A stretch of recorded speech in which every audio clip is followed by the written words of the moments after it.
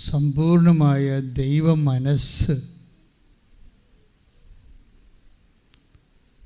നമ്മളെ സംബന്ധിക്കുന്ന ദൈവഹിതം വെളിപ്പെടുത്തി നമ്മളെ ബലിഷ്ഠമാക്കുന്ന ഒരു സുവിശേഷ പദ്ധതിയാണ്.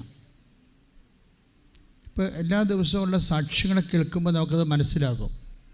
ഇപ്പം ഞാൻ ഇവിടെ ഇപ്പം നിങ്ങളുടെ മുമ്പിൽ നിൽക്കുമ്പോൾ ഞാൻ കർത്താവിൻ്റെ മനസ്സറിയാൻ വേണ്ടി പെട്ടെന്ന് ബൈബിളൊന്ന് തുറന്നു നോക്കി. അപ്പോഴെൻ്റെ മനസ്സ് എൻ്റെ കണ്ണിൽപ്പെട്ട വചനം ഞാൻ ഉടനെ ചുവപ്പ് മഷി കൊണ്ട് ഇപ്പം തന്നെ വരക്കണം. നിങ്ങളെ കണ്ടു കാണാൻ അല്ലേ? അത് ഞാൻ വരച്ചത് എന്താണെന്ന് ഞാൻ പറയാം. കർത്താവ് എന്നെ കാണിച്ച വചനം പറയാം.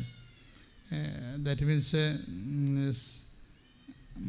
വിശുദ്ധ മത്തായി സുവിശേഷമാണ്, 4-ാം അധ്യായം 24-ാമത്തെ വാക്കാണ് കർത്താവിനെ കാണിച്ചത്.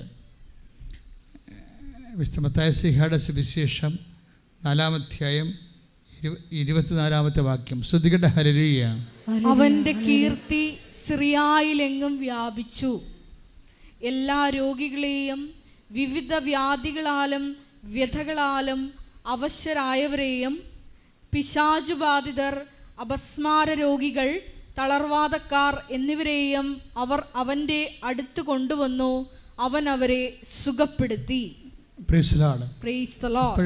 ഈശോ സുഖപ്പെടുത്തിയ ആ ഓരോ നിലയിലുള്ള ആൾക്കാരെയാണ്. അതിന് എന്നെ ഞാൻ വരക്കാൻ കാരണം, ചുവപ്പ് മഷി കൊണ്ട് ഇപ്പോൾ വരക്കാൻ കാരണം, അതായത് നിങ്ങളേറ്റ് പറഞ്ഞ് വിവിധ വ്യഥകളാലും വിവിധ വ്യാധികളാലും വ്യഥകളാലും അവശരായവരെയും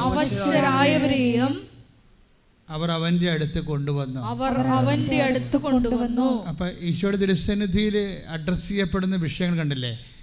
വിവിധ വ്യഥകൾ, വ്യാധികൾ മാത്രമല്ല, വ്യഥകളെന്ന് വെച്ച് കഴിഞ്ഞാൽ പ്രശ്നങ്ങളാണേ, ഓരോ തരത്തിലുള്ള പ്രശ്നങ്ങളാണ്. ഇപ്പം രോഗങ്ങളെ മാത്രമല്ല ഈശോ അഡ്രസ്സ് ചെയ്യണത്, വിവിധ വ്യഥകൾ. കഴിഞ്ഞ ദിവസങ്ങളിലൊരു സാക്ഷ്യം ഉണ്ടായത് അനഖയുടെ സാക്ഷ്യം നിങ്ങൾ കേട്ട് കാണും. അനഖ ഒന്ന് കാണുന്ന ആ സാക്ഷ്യം ഒന്നുകൂടി കാണുന്ന നല്ലതായിരിക്കും. എന്നെ കുറച്ച് സ്പർശിച്ച സാക്ഷ്യമാണ്. അനഖയുടെ പ്രോബ്ലം, അനഖയുടെ അമ്മ, അവരുടെ വീട്ടിൽ അനഖയ്ക്ക് 3 വയസ്സുള്ളപ്പോൾ അനഖയുടെ അമ്മ ബൈബിൾ വായിച്ചു വീട്ടിലിരുന്ന്. അപ്പം അനഖയുടെ അപ്പൻ എടുത്ത് ക്രോധാവേശനായിട്ട് ഈ ബൈബിൾ എടുത്ത് പുഴയിലേക്ക് എറിഞ്ഞു കളഞ്ഞ്. കുണ്ടന്നൂർ പുഴയുടെ അരികിലാണ് അവർ താമസിക്കണത്. അപ്പോൾ പുഴയിലേക്ക് എറിഞ്ഞു കളഞ്ഞു. പക്ഷേ അതിനുശേഷം പിന്നീട് ഇവർ തമ്മിൽ പിരിയുകയാണ് ചെയ്യണത്. അനഖയുടെ വീട്ടിലേക്ക്, അമ്മയുടെ വീട്ടിലേക്ക് കൊച്ചിനെയും കൊണ്ട് അവൾ പോരും. ഒരു വിഷയം കൊണ്ട് കണ്ടില്ലേ? ഇതാണ് വ്യഥകളെന്ന് പറയണത്. എന്താ കാര്യം? ഈ വ്യഥ ഇങ്ങനെ ഉണ്ടായതാണ്. അനഖയുടെ അപ്പൻ ഗുണ്ടയാണ്. ഗുണ്ടയിലെ ആൾക്കാർ ഗുണ്ടാപ്പണി ചെയ്ത് ഇങ്ങനെ ഒരു പ്രൊഫഷൻ പോലെ ചെയ്യുന്ന ആൾക്കാരില്ലേ? കാല് വെട്ടാൻ 50,000 രൂപ, കൈ വെട്ടാൻ 1,00,000 രൂപ, അങ്ങനെ ഗുണ്ടാപ്പണി ചെയ്യുന്ന ജോലിയാണ്. അപ്പോൾ ഈ ബൈബിൾ വായിക്കുമ്പോഴും ഗുണ്ടാപ്പണിയും തമ്മിൽ യോജിച്ച് പോകത്തില്ലല്ലേ? അത് അയാൾക്കറിയാം. കാര്യം വിശുദ്ധ ഗ്രന്ഥവും തങ്ങളുടെ ഗുണ്ടാപ്പണിയും തമ്മിൽ യോജിച്ച് പോകാത്ത കൊണ്ട് അയാൾ അതെടുത്ത് പുഴയിലെറിഞ്ഞ്. അപ്പോൾ ആ സ്ത്രീ എന്താ ചെയ്തിരിക്കണത്? അയാളെ എടുത്ത് പുഴയിലെറിഞ്ഞു അവരവരുടെ വീട്ടിൽ പോയി താമസിച്ച്. അതോടുകൂടി അവിടെ ഒരു കോംപ്രമൈസും ഇല്ലാതെ അത് പിരിയാണ്. പിരിഞ്ഞ് കുറച്ച് നാൾ പിന്നെ ഇവളുടെ വീട്ടിൽ നിന്ന്, അമ്മയുടെ വീട്ടിൽ നിന്ന് അവൾ പഠിച്ച് വളരുകയാണ്. ആ സാക്ഷ്യം ഒന്ന് കേൾക്കാനും നല്ലതായിരിക്കും. നമ്മുടെ വിഷയം ഇതൊന്നുമല്ല കേട്ടോ. ഞാൻ വിഷയത്തിലോട്ട് വരാം. ഈ വ്യഥകൾ എന്ന് പറയുന്നത് ഇതാളുണ്ട്. ഈശോ ഇപ്പോൾ വ്യഥകളെക്കുറിച്ച് സംസാരിച്ചില്ലേ? വ്യഥകളെ എങ്ങനെയാണ് ബൈബിള് കൈകാര്യം ചെയ്യുന്നതെന്ന് നിങ്ങൾ ശ്രദ്ധിക്കണത്. വിധകൾ മീൻസ് അച്ഛൻ പറഞ്ഞു 1 കൊറിന്ത്യൻസിൻ്റെ 1:4 help those who have all kind of ട്രബിൾസാണ് നമ്മുടെ മനസ്സിനെ അസ്വസ്ഥമാക്കുന്ന എല്ലാമാണ് വ്യഥകളെന്ന് പറയുന്നത്. നമ്മൾ അസ്വസ്ഥമാക്കുന്ന കുറേ സംഭവങ്ങളില്ലേ. ഇപ്പം ചിലർ, ഇപ്പം ഞാൻ എല്ലാ ദിവസവും തന്നെ ഇവിടെ നിൽക്കുന്നുണ്ട്. ഞായറാഴ്ച വ്യാഴാഴ്ച ഒഴിച്ച് ഞാൻ എല്ലാ ദിവസവും തന്നെ ജനങ്ങളുടെ കാര്യങ്ങൾ കേൾക്കാൻ വേണ്ടി നിൽക്കുന്നുണ്ട്. അതിൽ ഞാൻ എന്താ ചെയ്യണത്? ഏറ്റവും മോസ്റ്റ് ഡിഫിക്കൽട്ട് കേസാണ് എടുക്കണത്. അവിടെ പറയാമല്ലേ, ഏറ്റവും ഞങ്ങൾക്ക് സഹിക്കാനാവാത്ത തീവ്രമായ വിഷയങ്ങളാണ് എടുക്കുന്നത്. എല്ലാ ദിവസവും ഓരോ വിഷയത്തെ സ്റ്റഡി ആയാലും ശരി, സ്ഥലമായ ജപ്റ്റ് നടപടികൾ, കടമായാലും ശരി, രോഗമായാലും ശരി, അതിൽ ഏറ്റവും മോശമായി കിടക്കുന്ന അവസ്ഥയിലുള്ള എടുക്കണം. അങ്ങനെ എടുക്കേണ്ട കാരണം വെച്ച് കഴിഞ്ഞാൽ ഇതൊക്കെ പെട്ടെന്ന് നടക്കുമെന്നുള്ള ഒരു വിശ്വാസമല്ല. എൻ്റെ ഒരു വിശ്വാസം എന്ന് പറയുന്നത് അനുഭവം കൊണ്ടുള്ള വിശ്വാസമാണ്. ഇത്രയും വർഷങ്ങളായില്ലേ, 86 മുതൽ ഈ മനുഷ്യൻ്റെ കണ്ണീര് കയ്യിൽ വാങ്ങിക്കുന്നതാണ്. അപ്പം അന്ന് മുതൽ ഇതെല്ലാം ദൈവം ഇടപെടുമെന്നുള്ളതിനെക്കുറിച്ച് എനിക്ക് നല്ല ബോധ്യമുണ്ട്. Devoid of any merit. നമ്മൾക്ക് എല്ലാം നമ്മളെ പിൻപിടിക്കണത് എന്തുകൊണ്ടാണ്? ഒരു വിഷയം പിൻപിടിക്കണത് എന്തുകൊണ്ടാണ്? അയ്യോ, അത് ശരിയാകുമോ? അത് പ്രാർത്ഥനയ്ക്ക് വെച്ച ദൈവത്തിനാണെങ്കിലോ ചെയ്യാൻ പറ്റുമോ? നമ്മുടെ കയ്യിലിരിപ്പിതല്ലേ. അപ്പോൾ നമ്മളുടെ എപ്പോഴും നമ്മളെ പിന്നാക്കം പിടിക്കണത് എന്താണ്? പിന്നാക്കം പിടിക്കണത് ചിലപ്പോൾ പാപം പിടിക്കും. പിന്നാക്കം ചില പറയും, എനിക്ക് 5 വർഷമായിട്ട് മക്കളില്ല, ഞങ്ങൾ ആദ്യം മക്കളെ വേണ്ടെന്ന് പറഞ്ഞത് കൊണ്ടാണ് ഇപ്പോൾ മക്കളെ കിട്ടാത്തത്. അത് അവർ തന്നെ ആരണ്ടടിച്ച് തലക്കയറ്റി കൊടുത്തതാണ് സാധനം. ഇപ്പം ഞങ്ങൾ ആദ്യം മക്കളെ വേണ്ടെന്ന് പറഞ്ഞത് കൊണ്ടാണ് ഞങ്ങളെ മക്കളെ കിട്ടാത്തത്. ആയിരിക്കണം നിർബന്ധമില്ലേ? അങ്ങനെ നിർബന്ധമില്ല. പക്ഷേ എന്താ പ്രോബ്ലം വെച്ച് കഴിഞ്ഞാൽ, നിങ്ങൾ ഉടനെ നിങ്ങളുടെ മെരിറ്റ് എങ്ങനെയാണ് ഡാമേജ് ചെയ്തത്, അതുകൊണ്ട് നിങ്ങളുടെ കോൺഫിഡൻസ് പോകുന്ന പോലെയാണ് ആൾക്കാർ വിഷയത്തെ സമീപിക്കുന്നത്. മനസ്സിലായില്ലേ? നിങ്ങളുടെ പാപാവസ്ഥ കൊണ്ടാണ് നിങ്ങൾക്ക് ഇന്ന് വന്നിരിക്കുന്ന മുഴുവനും തകർച്ചയുടെ കാരണം നിങ്ങളുടെ പാപാവസ്ഥ. കാര്യങ്ങൾ ഒടിഞ്ഞും മടങ്ങി സ്റ്റാൻഡപ്പ് പിടിക്കണണ്ട. അത് ഇതൊരു കോമൺ പ്രോബ്ലമാണ്. സുവിശേഷം വളരെ അന്തസ്സോടുകൂടി അഭിമുഖീകരിക്കുന്നൊരു വിഷയമാണ്.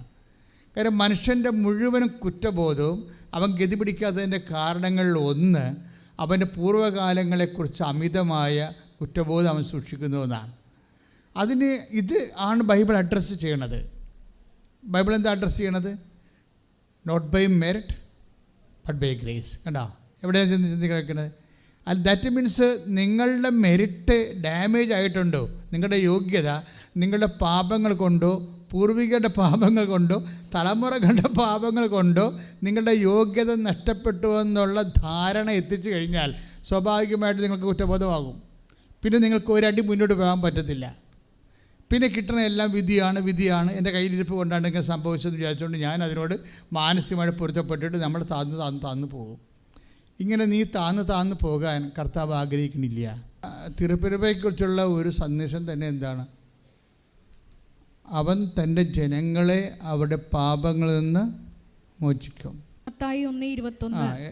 ഏറ്റു പറഞ്ഞ അവൻ തൻ്റെ ജനങ്ങളെ അവരുടെ പാപങ്ങളിൽ നിന്ന് മോചിപ്പിക്കും. ആരെയാണ് പാപങ്ങളിൽ നിന്ന് മോചിപ്പിക്കണത്? തൻ്റെ ജനങ്ങളെ. തൻ്റെക്കാണ് പ്രാധാന്യം. പിടിയ നമുക്ക് പാപങ്ങളിൽ നിന്ന് മോചിപ്പിക്കുക എന്നുള്ളതിനാണ് നമ്മളിപ്പോൾ ഊന്നൽ കൊടുത്ത് സാധാരണ പറയണത്. പക്ഷേ എഴുതിയിരിക്കുന്നത് എന്താണ്? അവൻ തൻ്റെ ജനങ്ങളെ. അതെപ്പോഴും നമ്മൾ ശ്രദ്ധിക്കേണ്ടത് ഈ ഒരു മിനിമം ഇൻറ്റിമസി കീപ്പ് ചെയ്യാൻ വേണ്ടി നോക്കണം.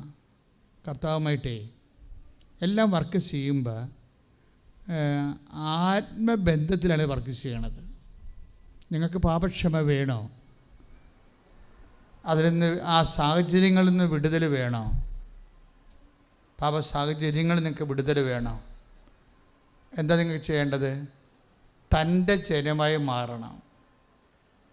മനസ്സിലായില്ലേ? യേശുവിൻ്റെ സ്വന്തം ജനമായി മാറണം. ഇങ്ങനെ മാറണത് സ്നേഹത്തിലൂടെയാണ്. പറഞ്ഞ മനസ്സിലായ? ഉടമ്പടി എടുക്കുന്നവർ ഈ സ്നേഹത്തിൻ്റെ ലെവല് വർദ്ധിപ്പിക്കാൻ വേണ്ടി ബോധപൂർവ്വം ശ്രമിക്കണം. കർത്താവ് എപ്പോഴും ചേർത്ത് നൽകുന്ന വചനം മാത്രമല്ല, എല്ലാം ചേർത്ത് നൽകുന്ന ആളാണ്. അല്ലേ ഈശോ പറയണത്? ചേർത്ത് നൽകും. 6:33 പറയത്തില്ല, ചേർത്ത് നൽകും. ആദ്യം ദൈവ രാജ്യം അന്വേഷിക്കണം, ബാക്കിയുള്ളത് ചേർത്ത് നൽകും. ഇപ്പം ഈ പ്രഭാഷണത്തിൻ്റെ കൂടെ ചേർത്ത് നൽകുന്നൊരു വചനമുണ്ട്. എന്താണെന്നറിയാവോ? അപ്പമില്ലാത്തതിനെക്കുറിച്ച് നിങ്ങൾ എന്തിനു ഉത്കണ്ഠപ്പെടുന്നു? Take the word of God. ഇത് മനസ്സിലാക്കി യേശു അവരോട് പറഞ്ഞു, നിങ്ങൾക്ക് അപ്പമില്ലാത്തതിനെ കുറിച്ച് എന്തിന് തർക്കിക്കുന്നു? പരിസരമാണ് എന്ന് പറഞ്ഞ അപ്പമില്ലാത്തതിനെക്കുറിച്ച് എന്തിന് തർക്കിക്കുന്നു? Next word. ഇനിയും നിങ്ങൾ മനസ്സിലാക്കുകയും ഗ്രഹിക്കുകയും ചെയ്യുന്നില്ലേ? ഇനിയും നിങ്ങൾ മനസ്സിലാക്കുകയും ഗ്രഹിക്കുകയും ചെയ്യുന്നില്ലേ? നിങ്ങളുടെ ഹൃദയങ്ങൾ മന്ദീഭവിച്ചിരിക്കുന്നുവോ? നിങ്ങളുടെ ഹൃദയങ്ങൾ മന്ദീഭവിച്ചിരിക്കുന്നുവോ? കണ്ണുണ്ടായിട്ടും നിങ്ങൾ കാണുന്നില്ലേ?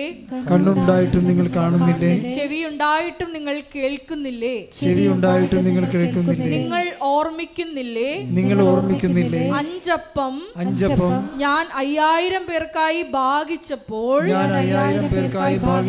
ശേഷിച്ച കഷണങ്ങൾ നിങ്ങൾ എത്ര കുട്ട നിറച്ചെടുത്തു?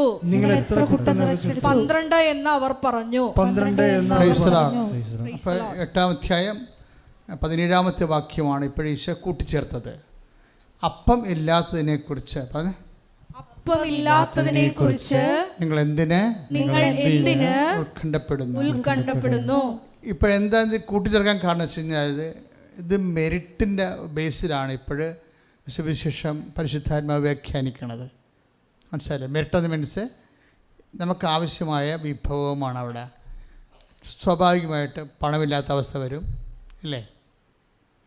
കുറേ കാര്യങ്ങൾ ഇല്ലാത്ത അവസ്ഥകൾ വരും. ബൈബിള് എപ്പോഴും അഡ്രസ്സ് ചെയ്യുന്നത് ഇല്ലായ്മ ശരിക്കും അഡ്രസ്സ് ചെയ്യും. ഇല്ലായ്മ ഇപ്പോൾ അവർക്ക് അമ്മ തന്നെ എന്താ പറയുക? അവർക്ക് വീഞ്ഞ് ഇല്ല. ഇല്ലായ്മ എന്ന് പറയുന്നത് ബൈബിൾ ഭാഷ പറഞ്ഞ മെറിറ്റാണ്. എന്താ? യോഗ്യത.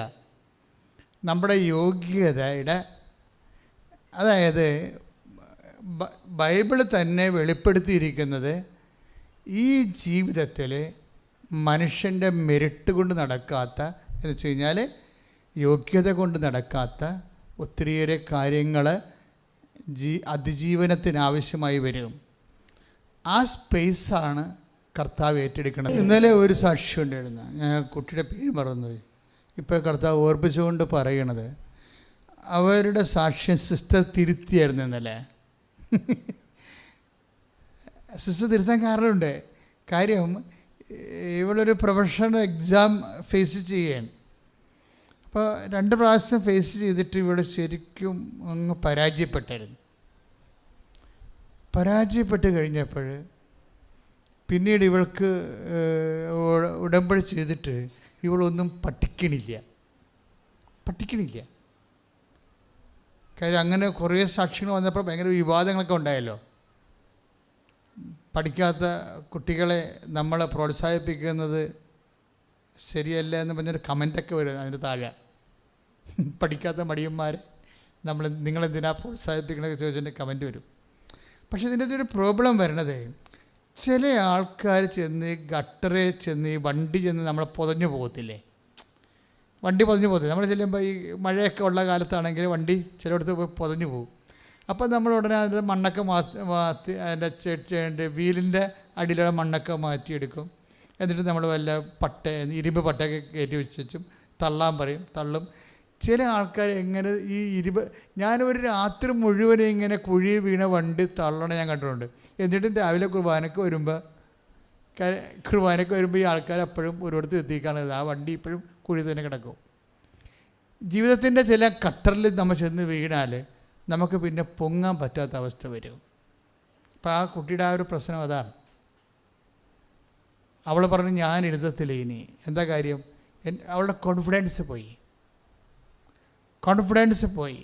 ഇപ്പം നമ്മൾ നീന്തുമല്ലേ മനുഷ്യർ, കടലിലെയും അല്ലേ പുഴയിലും ഒക്കെ നീന്തല്ലേ, വെള്ളമൊക്കെ മറിഞ്ഞൊക്കെ പോകുമ്പോൾ ആൾക്കാർ നീന്തും. അപ്പോൾ നീന്തിയ രക്ഷപ്പെട്ടു കഴിഞ്ഞാലല്ലേ. പക്ഷെ ചില ആൾക്കാർ നീന്തിയാൽ ചിലപ്പോൾ മസിലൊക്കെ ഈ ഉളുക്കി പിടിക്കും അല്ലേ. അപ്പോൾ പിന്നെ കൈകാലിട്ട് അവിടെ അടിക്കാൻ പറ്റത്തില്ല. അപ്പോൾ അവരുടനെ എന്ത് ചെയ്യും, കൈ പൊക്കും. എന്ന് വെച്ച് കഴിഞ്ഞാൽ ആരെങ്കിലും ഉണ്ടെങ്കിൽ എന്നെ വന്ന് പിടിച്ചോ, ഞാൻ മുങ്ങിപ്പോവുകയാണെന്ന് എൻ്റെ അർത്ഥം. എൻ്റെ മെരിറ്റ് തീർന്നെന്നാണ് അതിനെ പറയണത് അവർ അല്ലേ. ജീവിതത്തിൽ ഇങ്ങനെ വരും. ജീവിതത്തിൽ ചില സമയത്തെങ്കിലും നമ്മൾക്ക് ഇതുപോലെ നീന്തിക്കൊണ്ടിരിക്കുമ്പോൾ നമ്മുടെ മസിൽ വെട്ടിപ്പോവും. നമ്മൾ എങ്ങനെയും കരപറ്റാൻ വേണ്ടിയാണ് ഈ ഓരോ ബിസിനസ്സൊക്കെ ചെയ്യണതേ. ആ ബിസിനസ്സൊക്കെ ചെയ്യുമ്പോൾ വേറെയും ആൾക്കാർ അതേ ബിസിനസ് തന്നെ അടുത്ത് കൊണ്ടുവന്ന് ചെയ്യുമ്പോൾ നമ്മൾ മസിൽ വെട്ടണ പോലെ നമ്മൾ നിന്ന് പോകും. ഇപ്പോൾ കോവിഡ് വന്നപ്പോൾ തന്നെ മസിൽ വെട്ടിയ പോലെ ഇല്ലേ. ബാങ്കുകാരും കടവിളവ് ചെയ്ത് തന്നില്ലല്ലോ. ഇപ്പോൾ എല്ലാവരുടെയിലും ജെട്ടിയുടെ പേപ്പറല്ലേ ഇരിക്കണത്. അപ്പോൾ ഇത് എവിടെ കൊണ്ട് ഈ അന്ത്യം ഉണ്ടാകും? ഞാൻ അവരോട് ചോദിക്കും, എന്തെങ്കിലും ഒരു ശോഭ കിട്ടാനോ കൊടുക്കാനോ വാങ്ങിക്കാനോ തരാനോ എന്തെങ്കിലും ഉണ്ടോ? ഒന്നുമില്ലെന്ന് പറയും അവർ. ഒന്നുമില്ല.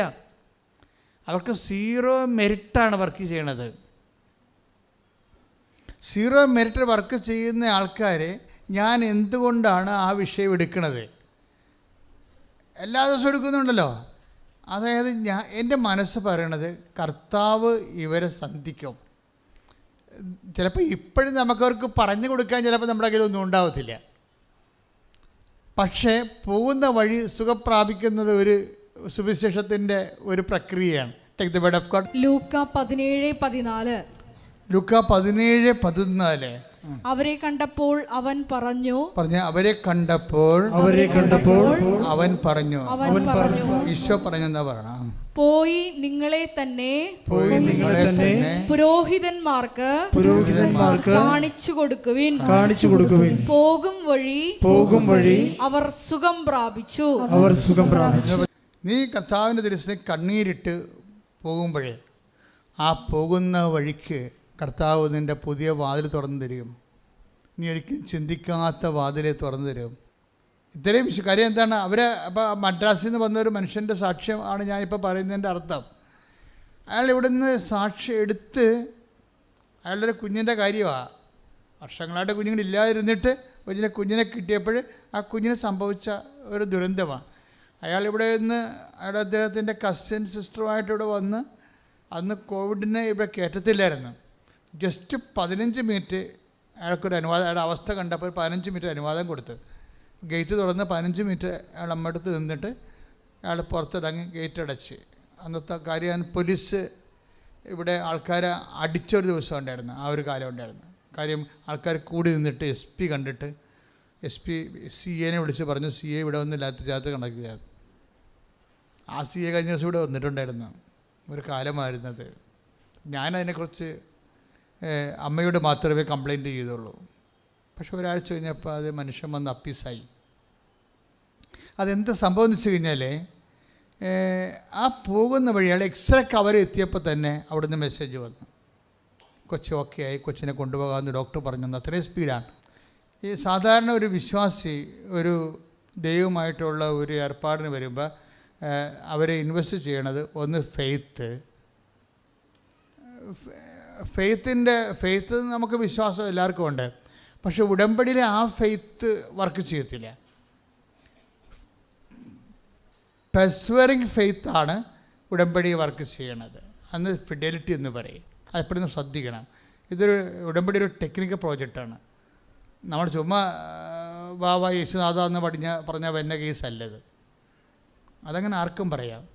ഇതിൻ്റേതായിട്ടുള്ള കുറച്ച് ദൈവമായിട്ട് ഇടപെടുമ്പോൾ എപ്പോഴും നമ്മൾ ശ്രദ്ധിക്കേണ്ടത്, നമ്മൾ 3 കാര്യങ്ങളിൽ നമ്മൾ ഉറപ്പ് വരുത്തണം. ഒന്ന്, എനിക്ക് ഫെയ്ത്ത് ഉണ്ടോ എന്ന് വെച്ച് കഴിഞ്ഞാൽ ഉടമ്പടിയിൽ സാധാരണ ഫെയ്ത്ത് ഇങ്ങനെ വിട്ട് പിടിക്കുന്ന ഫെയ്ത്താണ്.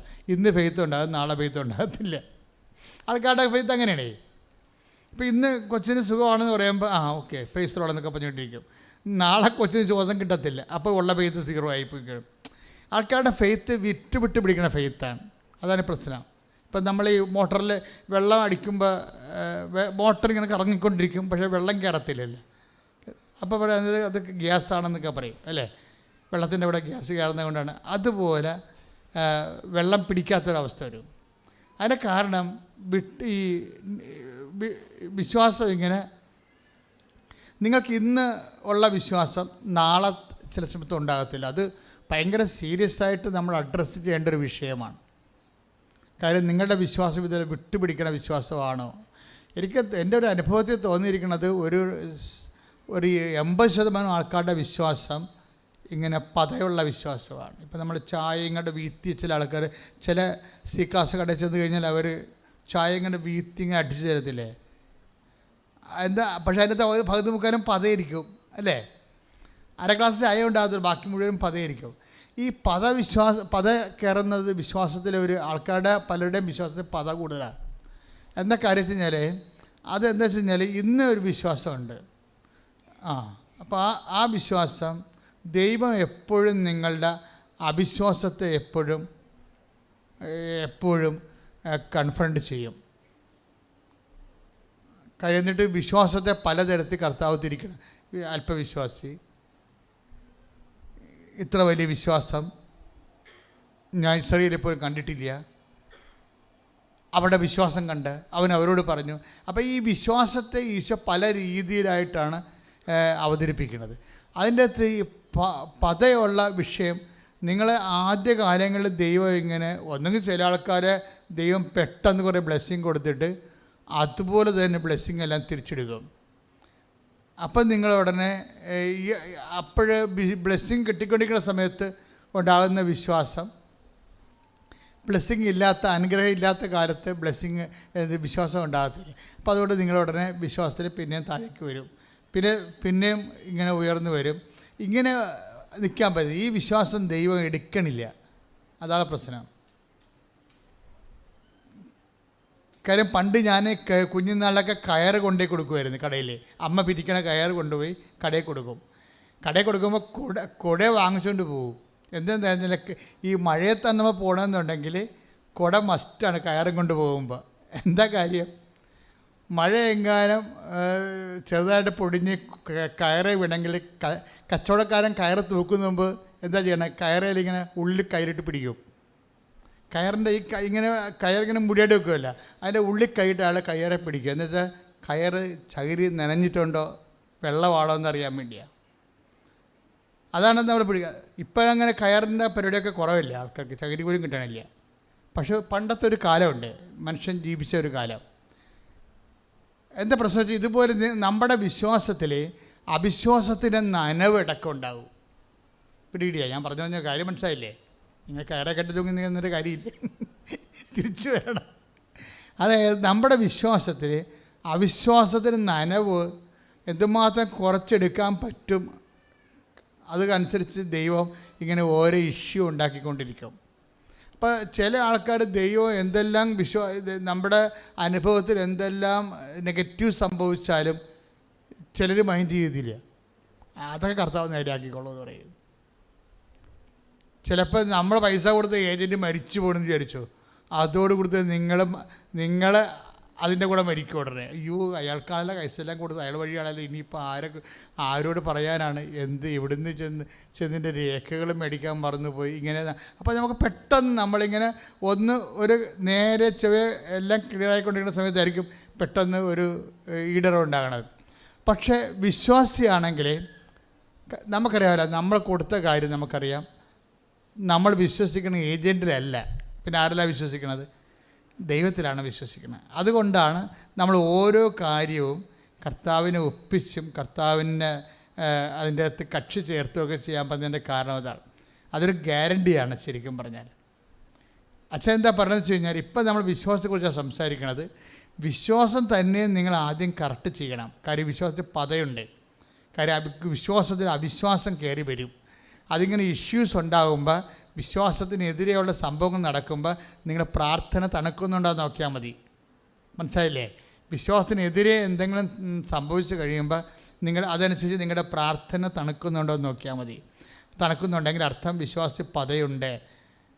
വിശ്വാസവും അവിശ്വാസവും ഒരുമിച്ച് കിടക്കുകയാണ്. അപ്പോൾ ഇത് അഡ്രസ്സ് ചെയ്യപ്പെടത്തില്ല. അത് വളരെ ശ്രദ്ധിക്കേണ്ട കാര്യമാണ്. അപ്പം അതുകൊണ്ട് അപ്പം നിങ്ങൾ എന്ത് ചെയ്യണം? ആദ്യം ഇങ്ങനെ വിശ്വാസത്തിൽ പദം കയറിക്കഴിഞ്ഞാൽ, അവിശ്വാസം കയറിക്കഴിഞ്ഞാൽ ആദ്യം തന്നെ ചെയ്യേണ്ടത് കർത്താവിൻ്റെ തിരുസേന മുട്ടുക, എന്നിട്ട് വിശ്വാസം വർദ്ധിപ്പിക്കാൻ വേണ്ടി പ്രാർത്ഥിക്കണം. പദം മാറ്റുന്നതിനേക്കാൾ നല്ലത് വിശ്വാസം വർദ്ധിപ്പിക്കുകയാണ്. വിശ്വാസത്തിൻ്റെ ക്വാണ്ടിറ്റി കൂട്ടും. അപ്പോസ്തലന്മാർ പ്രാർത്ഥിച്ച അങ്ങനെയല്ലേ? ഞങ്ങളുടെ വിശ്വാസത്തെ. ഉടനെ കുട്ടിയുടെ പിതാവ് വിളിച്ചു പറഞ്ഞു, ഞാൻ വിശ്വസിക്കുന്നു, എൻ്റെ അവിശ്വാസം പരിഹരിച്ച് എന്നെ സഹായിക്കണം. Praise the Lord. അതും പ്രാർത്ഥനയായിട്ടാണ് മാറ്റേണ്ടത്. അവിശ്വാസത്തെ എന്താ ചെയ്യേണ്ടത്? ദൈവം തന്നെയാണ് പരിഹരിക്കേണ്ടത്. മനസ്സിലായില്ലേ?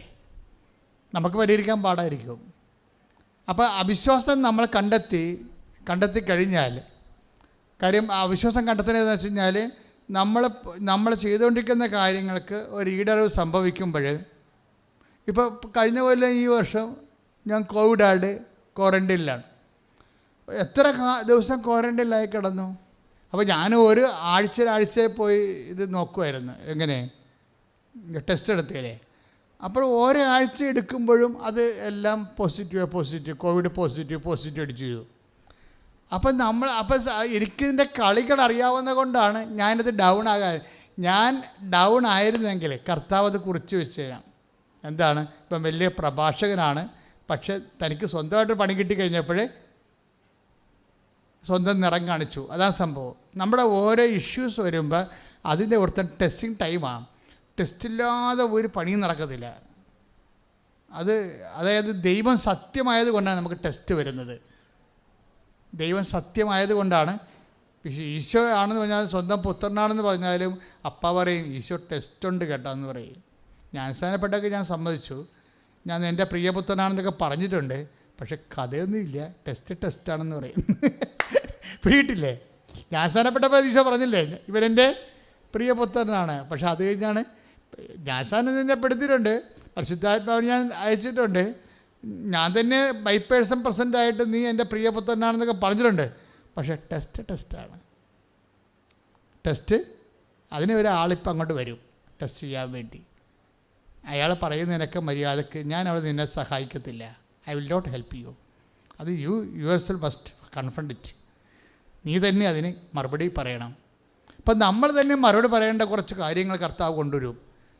ഈശോ തന്നെ മറുപടി പറഞ്ഞത്, കല്ലുകളോട് അപ്പമാകാൻ പറഞ്ഞപ്പോൾ നീക്ക് വിശക്കണില്ല, നിൻ്റെ ഇങ്ങനെ കോലം കെട്ട് കഴിഞ്ഞാൽ, പട്ടിണി നിന്ന് കോലം കെട്ട് കഴിഞ്ഞാൽ നിൻ്റെ അപ്പനെ സഹിക്കുക, നീ കുരിശേ കയറണമെങ്കിൽ തന്നെ നിനക്ക് ശരീരം വേണ്ടേ എന്നൊക്കെ പറഞ്ഞ് പിശാച് അവനെ ശരിക്കും അങ്ങോട്ട് സുഖിപ്പിക്കും. അപ്പോൾ കർത്താവ് പറയും, മനുഷ്യൻ അപ്പം കൊണ്ട് മാത്രമല്ല ജീവിക്കേണ്ടത്. ആ ടെസ്റ്റാണ്. പക്ഷേ കർത്താവിൻ്റെ വചനം, ആ വചനം വെച്ച് തന്നെയാണ് അയാളെ കൺഫ്രണ്ട് ചെയ്യണത്. ഇതുപോലെ വരുമ്പോൾ നമ്മൾക്ക് മുന്നോട്ട് പോകുമ്പോൾ അവിശ്വാസത്തിൻ്റെ പത കളയാൻ വേണ്ടി ദൈവം ചില പ്രോജക്റ്റുകൾ, ടെസ്റ്റുകൾ അതിൻ്റെ അകത്ത് ഓൾറെഡി ഉണ്ട്. ഇല്ലാതെ നമ്മളെ സംബന്ധിച്ചിടത്തോളം അത് ഒഴിവാക്കിക്കൊണ്ടൊരു വിശ്വാസ ജീവിതം സാധ്യമല്ല. അത് അച്ഛനായാലും പോപ്പായാലും. ഇപ്പോൾ ജോൺ പോൾ മാർപ്പാപ്പയുടെ അപ്പനെയും അമ്മനെയും വിശുദ്ധരായി പ്രഖ്യാപിക്കാൻ പോവുകയാണ്. എനിക്ക് ഭയങ്കര ഇഷ്ടപ്പെട്ടു. കാര്യം എൻ്റെ മനസ്സിലൊക്കെ മാർപ്പാപ്പ എന്ന് പറയുമ്പോൾ ജോൺ പോൾ മാർപ്പാപ്പയാണ്. വേറെ ആരെയും ഞാനങ്ങനെ ജോൺ പോളിൻ്റെ റാങ്കിലേക്ക് ആരെയും ഞാൻ കൊണ്ടുവരത്തില്ല. കാര്യം വല്ലാത്ത രീതിയിൽ എൻ്റെ ജീവിതത്തെ സ്വാധീനിച്ച വലിയൊരു പ്രതിഭാസമാണ് ജോൺ പോൾ മാർപ്പാപ്പ.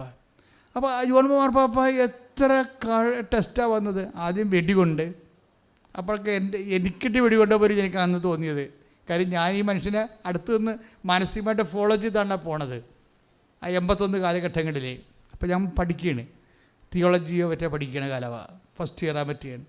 അപ്പോൾ അതായത് ആ ദിവസം ഞാൻ സംസാരിച്ചിട്ട് കൂടിയില്ല മാർപ്പാപ്പയ്ക്ക് വെടിയേറ്റ ദിവസം.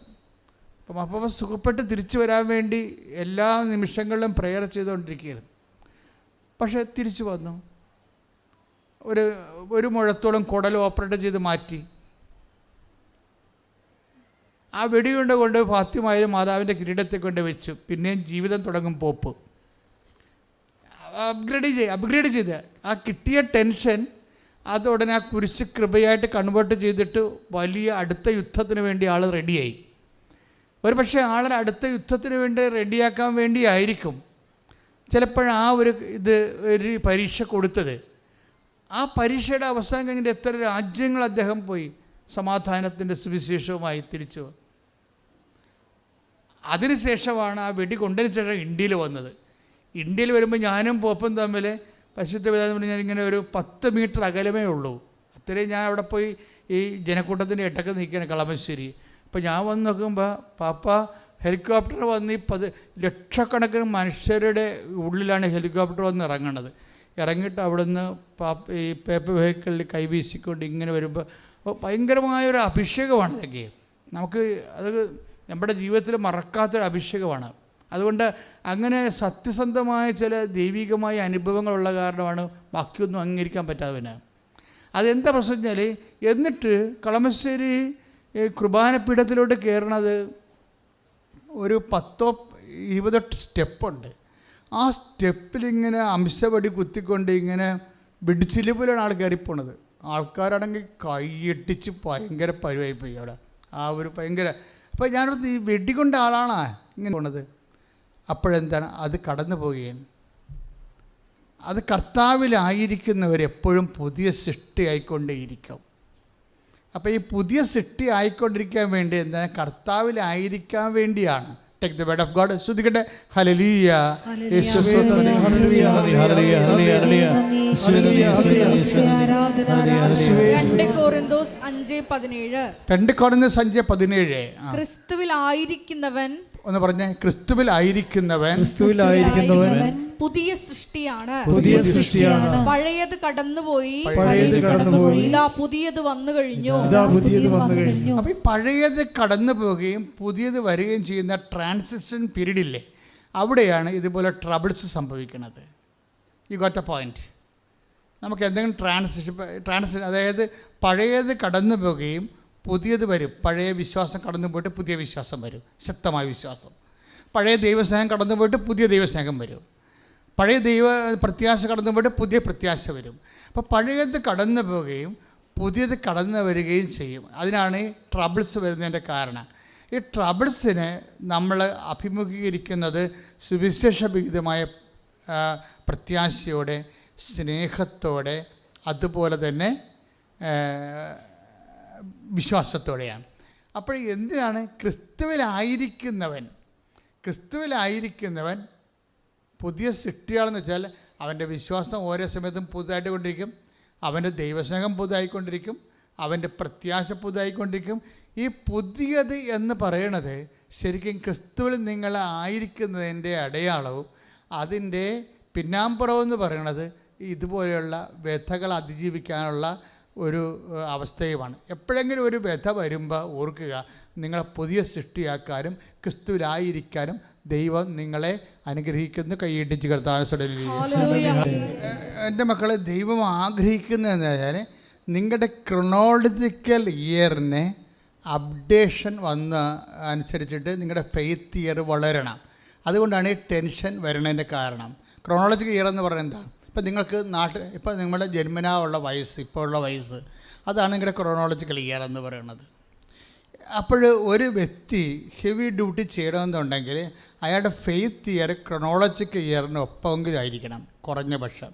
എന്നുവെച്ചാൽ ഫെയ്ത്ത് ഇയർ ഇപ്പം നമ്മുടെയൊക്കെ ഫെയ്ത്ത് ഇയർ നോക്കി കഴിഞ്ഞാൽ എന്താണെന്ന് വെച്ച് കഴിഞ്ഞാൽ, പണ്ട് നമുക്ക് കാറ്റഗിസം പഠിക്കുന്ന കാലത്ത് കിട്ടിയ ഫെയ്ത്ത് ആയിരിക്കും ഇപ്പോഴും ആൾക്കാർ സൂക്ഷിക്കുന്നത്. ദാറ്റ് മീൻസ് നിങ്ങൾക്ക് ഇപ്പോൾ വയസ്സ് 40, നിങ്ങളുടെ വിശ്വാസത്തിന് ചിലപ്പോൾ 14 വയസ്സേ ഉണ്ടാകത്തുള്ളൂ. ദാറ്റ് മീൻസ് നിങ്ങളുടെ വണ്ടിയുടെ പുറകിലാണ് നിങ്ങളെ കുതിരയെ കെട്ടിയിരിക്കുന്നത്. അപ്പോൾ വിശ്വാസം കൊണ്ട് വലിക്കത്തില്ല ജീവിതം. പറഞ്ഞാൽ മനസ്സിലായാ? വിശ്വാസം ഇപ്പോൾ വണ്ടിയുടെ മുമ്പിൽ കെട്ടണ്ടേ? വണ്ടിയുടെ മുമ്പിലല്ല കുതിരയെ കെട്ടേണ്ടത്. അപ്പോൾ നമ്മളുടെ ജീവിതത്തെ വലിച്ചുകൊണ്ട് പോകണമെങ്കിൽ, വിശ്വാസം വലിച്ചുകൊണ്ട് പോകണമെങ്കിൽ നമ്മളുടെ ജീവിതത്തിനേക്കാളും ഫെയ്ത്ത് ഇയർ നമ്മുടെ വയസ്സിനേക്കാൾ കൂടുതലായിരിക്കണം. ഈ വയസ്സിനേക്കാൾ കൂടുതൽ വയസ്സുണ്ടാകാൻ വേണ്ടി, വിശ്വാസ വയസ്സെന്ന് പറയുന്നത് ഈ ശാരീരികമായ വയസ്സ് പോലെ ഒരു സംഭവമാണ്. അപ്പോൾ വിശ്വാസ വയസ്സിനെക്കുറിച്ചാണ് ഞാൻ നിങ്ങളോട് സംസാരിക്കുന്നത്. വിശ്വാസ വയസ്സ് നിങ്ങൾക്ക് 24 വയസ്സുണ്ടെങ്കിൽ നിങ്ങളുടെ വിശ്വാസ വയസ്സ് ഒരു 30 ആയിരിക്കണം. അതുകൊണ്ടാണ് ഈ പ്രോബ്ലം വരുന്നത്. പ്രോബ്ലം വരണതല്ല, ഈ പ്രോബ്ലത്തെ നമ്മൾ കൈകാര്യം നമ്മളെ ഈശോ കയറിയപ്പോൾ തന്നെ എന്താ പറഞ്ഞത്? വ്യഥകൾ എന്നല്ലേ പറഞ്ഞത്? ട്രബിൾസ് അല്ലേ? നിങ്ങളെ ശല്യപ്പെടുത്തുന്ന വ്യഥകൾ. അതിനൊക്കെ എന്താ ചെയ്തിരിക്കുന്നത്? അനക്കയുടെ പ്രശ്നം എന്താ? അനക്കയുടെ പ്രശ്നത്തിലാണല്ലോ പിന്നെ നമ്മുടെ ബൈഫൊക്കേറ്റ് ചെയ്ത് പോയത്. അതായത് അനക്കയുടെ പ്രശ്നം, അനക്കയ്ക്ക് ഇപ്പോൾ കല്യാണമൊക്കെ കാലമായി, പക്ഷേ അപ്പൻ മരിച്ചുപോയി. അനക്കയുടെ അപ്പൻ പക്ഷേ ഗുണ്ടാത്തല എന്ന് പറഞ്ഞ ആൾ മരിച്ചുപോയി. പക്ഷേ ഇവർ അമ്മയുടെ വീട്ടിലുമായിപ്പോയി. പക്ഷേ ഇപ്പോഴെന്നാ പറ്റിയിരിക്കണേ, അപ്പൻ്റെ ഓഹരി ഉണ്ടല്ലോ, അപ്പൻ്റെ ഓഹരി ഇവർക്ക് കിട്ടണില്ല, കിട്ടത്തില്ല. കാരണം അവർ നേരത്തെ ഇട്ടും പോകുന്നില്ലേ, നിവർത്തിയില്ലാതെ പോകുന്നതാണ്. പക്ഷേ എന്നാലും നമുക്ക് അവകാശം പോകത്തില്ലല്ലോ. പക്ഷേ അവകാശം ആർക്കും തരണ്ടേ? ഇപ്പോൾ എന്താ പ്രോബ്ലം വെച്ച് കഴിഞ്ഞാൽ, ഇപ്പോൾ ഇവർക്ക് ഇടയിലൊന്നുമില്ല. അപ്പോൾ ഇവളാണെങ്കിൽ കുഞ്ഞുനാളിൽ 3 വയസ്സിൽ പോകുന്നതല്ലേ, ഇപ്പോൾ അവർക്ക് 10, 20, 25 വയസ്സായി. തിരിച്ച് അവർക്ക് കണക്ഷൻസും ഇല്ല. അപ്പോൾ എങ്ങനെ ഈ സ്ഥലം കിട്ടും, എങ്ങനെ ചോദിക്കും? അങ്ങനെ ചോദിക്കാനുള്ള അവിടെ നിന്നിരുന്നെങ്കിൽ മെറിറ്റുണ്ടായേനും. മെറിറ്റാണല്ലോ നമ്മുടെ വിഷയം, ഇല്ലേ? അവരവിടെ താമസിച്ചിരുന്നെങ്കിൽ അയാൾ മരിക്കുമ്പോൾ സ്വാഭാവികമായിട്ട് ഇവർക്ക് അതിൻ്റെ ഉള്ള അവകാശം മെറിറ്റുണ്ടാവും. ഇപ്പം ഇവൾക്ക് എന്താ ഉള്ളത്? മെറിറ്റില്ല. കാര്യം കുഞ്ഞുനാൾ തന്നെ അവിടെ നിന്ന് പോകുന്നതാണ്. അവൾ പറയുന്നുണ്ട്, അപ്പം മരിച്ചിട്ട് എനിക്ക് ദുഃഖമൊന്നും തോന്നിയില്ലെന്ന്. എന്താ കാര്യം? 3 വയസ്സിൽ പോകുന്നതുകൊണ്ടാണ്. നമുക്കറിയാമല്ലോ, ഈ ബന്ധങ്ങളെന്നൊക്കെ പറഞ്ഞാലും എപ്പോഴും നമ്മൾ വരണത് ആ ബന്ധങ്ങൾ ഒരു ഇങ്ങനെ സാങ്കേതിക ബന്ധങ്ങളില്ലല്ലോ. എന്തുമാത്രം ആന്തരികമായ അടുപ്പമുണ്ട് ആ ബന്ധത്തിലല്ലേ അത് വർക്ക് ചെയ്യത്തുള്ളൂ. പക്ഷേ ഇവൾക്ക് അപ്പൻ്റെ അവകാശത്തിൽ ഇവർക്ക് എന്താ ഓഹരിയിൽ അവകാശമുള്ളതാണ്. പക്ഷെ പോകാനോ വാങ്ങിക്കാനോ തരാനോ കിട്ടാനോ യാതൊരു മാർഗ്ഗമില്ല, മെറിറ്റില്ല. അപ്പോൾ ഉടമ്പടി എപ്പോഴും വർക്ക് ചെയ്യണത് എങ്ങനെയാണ്? അതിൻ്റെ ഒരു പ്രധാനപ്പെട്ട ഉടമ്പടി 4 കാര്യങ്ങളാണ് ഉടമ്പടിയിലുള്ളത്. ഒന്ന്, നോട്ട് ബൈ മെറിറ്റ് വർക്ക് ചെയ്യും. അത് ബൈബിളിൻ്റെ ആദ്യകാലം മുതലുള്ള സ്ഥാപന സൊല്യൂഷൻസിൽ ഒന്നാണ് നോട്ട് ബൈ മെറിറ്റ്. എല്ലാ മനുഷ്യന്മാർക്കും മെറിറ്റില്ലാത്ത ഒരവസ്ഥ എപ്പോഴെങ്കിലും ഫേസ് ചെയ്യേണ്ടി വരും. പറഞ്ഞ മനസ്സിലായില്ലേ? എല്ലാ മനുഷ്യന്മാർക്കും സ്വന്തം യോഗ്യതയല്ലാതെ യോഗ്യതയെ അവലംബപ്പെടുത്തി അല്ലാതെ അതിജീവിക്കേണ്ട ഒരു അത്യാഹിതത്തെ അഭിമുഖീകരിക്കേണ്ടി വരും. ബൈബിൾ അവിടെയാണ് അഡ്രസ്സ് ചെയ്യണത്. ഞാൻ ഒന്നിൽ പറയാം, എല്ലാ മനുഷ്യന്മാർക്കും സ്വന്തം യോഗ്യതയെ അടിസ്ഥാനപ്പെടുത്താതെ തന്നെ അതിജീവിക്കേണ്ട ഒരവസ്ഥ വന്നാൽ അവിടെ വർക്കൗട്ട് ചെയ്യണതാണ് ഈ ഉടമ്പടി എന്ന് പറയണത്. ഉടമ്പടി വർക്ക് ചെയ്യണത് എന്താണ്? Not by merit. ഇപ്പം എല്ലാവരും അങ്ങനെ ആൾക്കാർ ഇപ്പോൾ സാക്ഷ്യം പറയാൻ വരുന്നവരെല്ലാം ആ വാക്ക് പഠിച്ചിട്ട് തന്നെയാണ് വരണത്. അവർ പ്രത്യേകിച്ച് എഡ്യൂക്കേറ്റഡ് ആയിട്ടുള്ള ആൾക്കാർ സാക്ഷ്യം പറയുമ്പോൾ അത് കോട്ട് ചെയ്ത് അവർ സംസാരിക്കണത്. വെച്ചാൽ നിങ്ങളുടെ യോഗ്യത കൊണ്ടല്ല, കർത്താവിൻ്റെ കൃപ കൊണ്ടെന്ന് പറയും. അപ്പം അതേസമയം തന്നെ ഈ ഒരു വിഷയത്തിൽ കൃപ ഉണ്ടാകാൻ എന്താ മാർഗം? അവരൊക്കെ അങ്ങോട്ട് ചെല്ലാൻ പറ്റണില്ല. അപ്പം മരിച്ചപ്പോൾ തന്നെ ഒരു പ്രാവശ്യം പോയതെന്നല്ല, പിന്നെ പോയില്ല. ചോദിക്കാനുള്ള അവസ്ഥയില്ല, കിട്ടാനുള്ള അവസ്ഥയുമില്ല, ഒരവസ്ഥയുമില്ല. ഇവളെന്താ ചെയ്യണത്? ഇവിടെ ഒരു ദിവസം ധൈര്യമായിട്ട് ഉടമ്പടി ഉപ്പെടുത്തുകൊണ്ട് അവരുടെ വീട്ടിൽ പോകും. അവിടെ വീട്ടിൽ പോയിട്ട് ഇവിടെ എന്താ ചെയ്യണത്? അവരാരും അറിയാതെ ചെയ്യുന്നൊരു സംഭവമാണ്. എന്താ ചെയ്യണത്? അപ്പൻ്റെ ഓഹരിയിൽ, നമുക്ക് കിട്ടാൻ സാധ്യതയില്ലാത്ത ഓഹരിയിൽ ഇവൾ വിശ്വാസ പ്രമാണം ചൊല്ലി ഉപ്പ് അവിടെ നിക്ഷേപിച്ചിട്ട് പോരും. വിശ്വാസ പ്രമാണം ചൊല്ലി ഉപ്പ് നിക്ഷേപിച്ചിട്ട് പോരും. നോക്കിയേ, അവരൊരു നോൺ ക്രിസ്ത്യനാണ്. എന്താണ് ഈ നോൺ ക്രിസ്ത്യൻസ്? ചിലർ ഈ വെട്ടിക്കെട്ടായിട്ടുള്ള രീതിയിൽ ഈ വിഷയത്തിൻ്റെ മേൽ അവർക്ക് അവകാശം കിട്ടാൻ കാര്യം ഇതുപോലെയുള്ള ചില നടപടിക്രമങ്ങളാണ്. അവളെ വിശ്വാസപ്രമാണം ചൊല്ലി അവിടെ ഉപ്പ് നിക്ഷേപിച്ചിട്ട് അവർ വീട്ടിൽ പോരും. ഒരു 72 മണിക്കൂർ ഈ വിഷയത്തെക്കുറിച്ച് അവർ സംസാരിക്കുകയോ അവിടെ ഇരുന്ന് കാര്യങ്ങൾ ചോദിക്കുകയോ ഒന്നുമില്ല. അവർ ആ സ്നേഹമുറക്ക മകളെന്ന രീതിയിൽ ഇവിടെ പോയി എല്ലാവരെയും കണ്ട് ആ വിശ്വാസപ്രമാണം ചൊല്ലി ആ ഉപ്പും ആ അപ്പൻ്റെ അവകാശത്തിൽ കൊണ്ട് നിക്ഷേപിച്ച്. അപ്പോൾ എന്ത് സംഭവിക്കണമെന്ന് വെച്ച് കഴിഞ്ഞാൽ 72 മണിക്കൂറിനുള്ളിൽ അനക്കയെ ആ വീട്ടുകാർ വിളിക്കും. അവർ പറയണത് എന്താണ്? നിൻ്റെ ഓഹരി നീ വിൽക്കുക, ഞങ്ങൾക്കാർക്കും ഒരു ഒബ്ജക്ഷനും ഇല്ല. Praise Lord, hallelujah. അപ്പോൾ ഇതാണ് വിഷയം. അപ്പോൾ അത് നമ്മൾ ചിന്തിച്ചാൽ ഒരിക്കലും നടക്കാത്തൊരു കാര്യം വളരെ സിമ്പിളായിട്ട് നടക്കുന്നതാണ്. വളരെ സിമ്പിളായിട്ട്. എന്താ ഇവർ ചെയ്തത്? ഇവർ ചെയ്തതെന്ന് വെച്ച് കഴിഞ്ഞാൽ നമ്മൾ ഈ നോട്ട് ബൈ മെറിറ്റ് എന്ന് വെച്ചാൽ നമ്മുടെ നമ്മുടെ യോഗ്യതയാലല്ല എന്ന് പറഞ്ഞാൽ പിന്നെ എന്തുകൊണ്ടാവും? പിന്നെ കൃപ കൊണ്ടാണ് ആകാൻ സാധ്യതയുള്ളത്, അല്ലേ? ഇപ്പം കൃപ കൊണ്ടാകണമെന്നുണ്ടെങ്കിൽ നമ്മളെ നമ്മുടെ ഉടമ്പടി ചെയ്യുമ്പോൾ 2 കാര്യങ്ങളാണ്. ഒന്ന്, പ്രത്യക്ഷീകരണ പ്രാർത്ഥന ബേസിലാണ് ഇതെല്ലാം ചെയ്യണത്. പിന്നെ എന്താണ്? വിശ്വസ്ത പ്രമാണം, സ്വർഗസ്ഥനായ പിതാവ് നന്മ നിറഞ്ഞ പറയുകയും ചെല്ലും. പിന്നത്തെ സ്വർഗസ്ഥനായ പിതാവ് നന്മ നിറഞ്ഞ പറയുക എന്താണ്? പ്രെയർ ഫോമാണ്, പ്രാർത്ഥനാ രൂപങ്ങളാണ്. എല്ലാം വേർഡ് ഓഫ് ഗോഡാണ്. അതിലെല്ലാം വേർഡ് ഓഫ് ഗോഡുണ്ട്. കർത്താവിൻ്റെ വചനങ്ങളുണ്ട്. സ്വർഗസ്ഥനായ പിതാവിൽ 6 വചനങ്ങളുണ്ട്, ദൈവവചനങ്ങളുണ്ട്. നന്മ നിറഞ്ഞ മറിയത്തിൽ 5 വചനങ്ങളുണ്ട്, ദൈവവചനങ്ങൾ. അപ്പോൾ അത് റെക്കോർഡ് ചെയ്ത് അതുകൊണ്ടാണ് ദൈവവചനം തന്നെയാണ് പ്രാർത്ഥിക്കണത്, അല്ലാതെ നമ്മുടെ അവിടെ മനുഷ്യൻ്റെ വചനങ്ങളൊന്നുമല്ല. അപ്പോൾ ഈ സ്വർഗസ്ഥനായ പിതാവ് നമ്മൾ അവസാനമാണ് പ്രാർത്ഥിക്കുന്നത്. ആദ്യം നമ്മൾ ചെയ്യണത് എന്താണ്? നമ്മൾ ചെയ്യണത് വിശ്വാസ പ്രമാണമാണ്. വിശ്വാസ പ്രമാണത്തിലാണ് merit, not by merit but by grace work ചെയ്യണം. അത് പ്രാർത്ഥനയല്ല. തമ്മിൽ നമ്മൾ അറിയണം. വിശ്വാസ പ്രമാണം ഒരു പ്രാർത്ഥനയല്ല. ഉടമ്പടി വർക്ക് ചെയ്യണത് not by merit but by grace ആണ്. നിൻ്റെ കഴിവ്, നിൻ്റെ യോഗ്യത കൊണ്ടല്ല, ദൈവത്തിൻ്റെ കൃപ കൊണ്ട്. പക്ഷേ കൃപ ടാപ്പ് ചെയ്യുന്നതും കൃപയെ ആർജിക്കുന്നതും പ്രാർത്ഥന കൊണ്ടല്ല. പ്രാർത്ഥന കൊണ്ട് നടക്കുന്നത് ബ്ലെസ്സിങ്സാണ്, കൃപയല്ല. തമ്മിൽ തിരിച്ചറിയണം. പ്രാർത്ഥന കൊണ്ട് നടക്കുന്നത് ഇപ്പോൾ അന്നു വേണ്ട ആഹാരം ഇന്ന് ഞങ്ങൾക്ക് തരണമേ, അല്ലേ? അതെന്താണ്? പ്രാർത്ഥനയല്ലേ? അതിലെന്താണ് നമുക്ക് ജോലി കിട്ടുന്നത്? അത് ബ്ലെസ്സിങ്സാണ്. ബ്ലെസ്സിങ്, അനുഗ്രഹം. എന്ന് വെച്ചാൽ ഫിസിക്കൽ ഫേവേഴ്സ്, ഭൗതികമായ ആനുകൂല്യങ്ങളാണ് അനുഗ്രഹങ്ങളെന്ന് പറയണത്. അത് കൃപയല്ല, കൃപയുടെ ഇഫക്റ്റാണ്. എപ്പോഴും പറയും. അപ്പോൾ അത് അഡ്രസ്സ് ചെയ്യണത് പ്രെയറാണ്. ഇപ്പം നമ്മൾ പറഞ്ഞ് പറയുമ്പോൾ സ്വസ്തി എന്ന് പ്രാർത്ഥിക്കുമ്പോൾ പാപികളായ ഞങ്ങൾക്ക് വേണ്ടി ഇപ്പോഴും ഞങ്ങളുടെ മരണസമയത്തും, അല്ലേ? ഇപ്പോഴെന്ന് പറയണത് ഇപ്പോഴീ വർത്തമാനകാലത്തും പിന്നെ മരണസമയം, കർത്താവിൻ്റെ മരണസമയത്ത് അമ്മയാണ് ചങ്കുറപ്പോടുകൂടെ കൂടെ നിന്നത്. അതുകൊണ്ട് നമ്മുടെ അത്യാഹിത ഘട്ടങ്ങളിൽ അമ്മ നമ്മളെ കൂടെ നിൽക്കണമെന്നാണ് പറയണത്. ക്ലിയർ അല്ലേ? കർത്താവിൻ്റെ മരണസമയത്ത് അമ്മയാണ് ചങ്കുറപ്പോട് കൂടി. വേറെ ചേട്ടത്തിമാരൊക്കെ ഉണ്ടായിരുന്നേ, അത് അമ്മ നിന്നതുകൊണ്ടാണ്. അല്ലെങ്കിൽ അവർ ഓട്ടോറിക്ഷ പിടിച്ച് പോയേനോ. വേറെ ചേട്ടത്തിമാരോട് ഉണ്ടായിരുന്നു, 4 പേരുണ്ടായിരുന്നു. അത് അമ്മ നിൽക്കുന്നത് കൊണ്ടാണ് അവർ നിൽക്കണത്. അമ്മയുടെ ഒരു രീതി വെച്ചാൽ നിൽക്കുകയും ചെയ്യും, മറ്റുള്ളവരെ നിർത്തുകയും ചെയ്യും. അപ്പം അങ്ങനെ നിന്നത് കൊണ്ട് സഭ പ്രാർത്ഥിക്കുന്ന അമ്മയെ, ഈശോൻ്റെ മരണസമയത്ത് പോലും അമ്മയാണ് ചങ്കുറപ്പോടെ മുട്ട് വിറക്കാതെ അവിടെ നിന്നത്. അതുകൊണ്ട് ഞങ്ങളുടെ സങ്കടകാലത്ത് ഞങ്ങളുടെ കൂടെ നിൽക്കാൻ വേണ്ടി ഈശോ പറഞ്ഞിട്ടുണ്ട്. അത് ഇതാ നിൻ്റെ അമ്മയെന്ന് പറഞ്ഞില്ലേ? ഇതാ നിൻ്റെ അമ്മയെന്ന് പറഞ്ഞപ്പോൾ നമ്മുടെ എല്ലാ സങ്കടകാലങ്ങളിലും അമ്മ നമ്മുടെ കൂടെ നിൽക്കാൻ വേണ്ടി അമ്മയെ ഈശോ ചാർജ് ചെയ്തിരിക്കുകയാണ്. എത്ര പേരാണ്? ഇപ്പോൾ കഴിഞ്ഞ ദിവസം ഒരു സാക്ഷ്യമുണ്ട്. ആ സാക്ഷ്യം ആരുടെയാണ്? ആൻസി തൃശ്ശൂർ, പുതുക്കാട്, തൃശ്ശൂരുള്ള ആൻസിയുടെ സാക്ഷ്യത്തെ. ആൻസിയുടെ ബ്രസ്റ്റ് വെറുതെ ഇങ്ങനെ വളർന്ന് തന്നെ വീർത്തിട്ടേ പഴുപ്പടിച്ച്.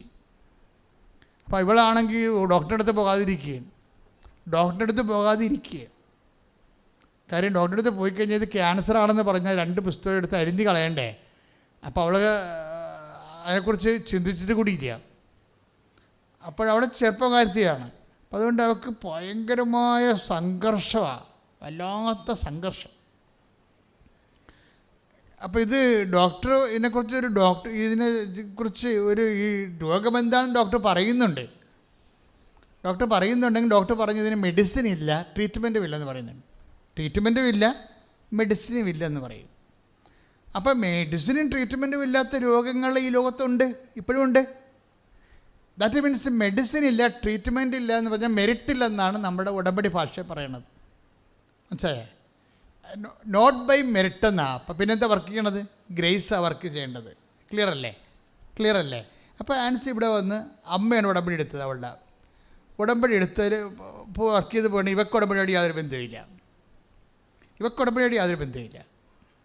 അമ്മ ഉടമ്പടി എടുത്ത് വേറെ പല കാര്യങ്ങൾക്കാണ് ഉടമ്പടി പുരോഗമിച്ചുകൊണ്ടിരിക്കുകയാണ്. അതിനിടയ്ക്കാണ് ഇവളുടെ ബ്രസ്റ്റ് ഇങ്ങനെ വീർക്കാൻ തുടങ്ങിയത്. വീർത്ത് വല്ലാത്ത രീതിയിലായി. അവൾ പറഞ്ഞത് ഡിസ്ഫിഗർ എന്ന് വെച്ച് കഴിഞ്ഞാൽ പുറത്തിറങ്ങാൻ പറ്റാത്ത അവസ്ഥയായിപ്പോയി. അവസാനം ഇതിന് മരുന്നുമില്ലെന്ന് കേട്ടപ്പോൾ അതിനേക്കാൾ ഭയങ്കര സങ്കടം. പഴുപ്പ് കയറി, മുഴുവൻ പഴുപ്പാണ് ഈ ബ്രസ്റ്റ് ചെയ്തിരിക്കുന്നത്. അപ്പോൾ ഇവിടെ വന്ന് അവളുടെ അമ്മയുടെ ഉടമ്പടിയിൽ അവൾ ചീട്ട് വാങ്ങിച്ച് അമ്മയും മകളും കൂടി വന്നു. അപ്പോൾ ഞാനെന്താ ചെയ്യണത്? ഞാൻ ഇതിനെക്കുറിച്ച് എനിക്ക് യാതൊരു വിധ, അപ്പോൾ അവൾ പറഞ്ഞ് മരുന്നില്ല എന്നൊക്കെ പറഞ്ഞപ്പോൾ ഞാനത് മൈൻഡ് ചെയ്യണില്ല. എന്താ കാര്യം? നമുക്കത് മൈൻഡ് ചെയ്യേണ്ട കാര്യമില്ല. കാര്യം ഉടമ്പടി വർക്ക് ചെയ്യണത് നോട്ട് ബൈ മെറിറ്റിലാണ്, അല്ലേ? Not by merit but by grace. അതായത് കർത്താവിൻ്റെ നമ്മുടെ യോഗ്യത കൊണ്ടല്ല, കർത്താവിൻ്റെ കൃപ കൊണ്ടാണ്. അപ്പോൾ പിന്നെ മെഡിസിൻ ഇല്ലെന്ന് പറഞ്ഞാൽ പിന്നെ കൃപയല്ല വർക്ക് ചെയ്യത്തുള്ളൂ, അത് വേറെ ഒന്നുമില്ല. അപ്പോൾ ഞാൻ പറഞ്ഞ മോളെ ഇതൊരു പ്രശ്നമില്ല. സൈത്ത് കൈ കൊടുത്ത് ഞാൻ അവൾക്ക് വേണ്ടി ഒരു പ്രെയർ അവളുടെ ശിരസ് കൈവച്ച് പ്രാർത്ഥിച്ച് പറയും. അവൾ ബാത്റൂമിൽ പോയിട്ട് തന്നെത്താൻ ഒരു കുരിശ് വരച്ചേക്കാൻ പറയും. അവൾ ആ സൈത്ത് കൊണ്ട് ബ്രസ്റ്റിൽ ഇങ്ങനെ വീർത്ത ബ്രസ്റ്റിൽ വിങ്ങിയ ബ്രസ്റ്റിൽ ഒരു കുരിശ് വരക്കും. അങ്ങനെ കുരിശ് വരച്ചുകൊണ്ടിരിക്കുന്ന ആ സെക്കൻഡ് ടൈമിൽ ബ്രസ്റ്റ് പൊട്ടും.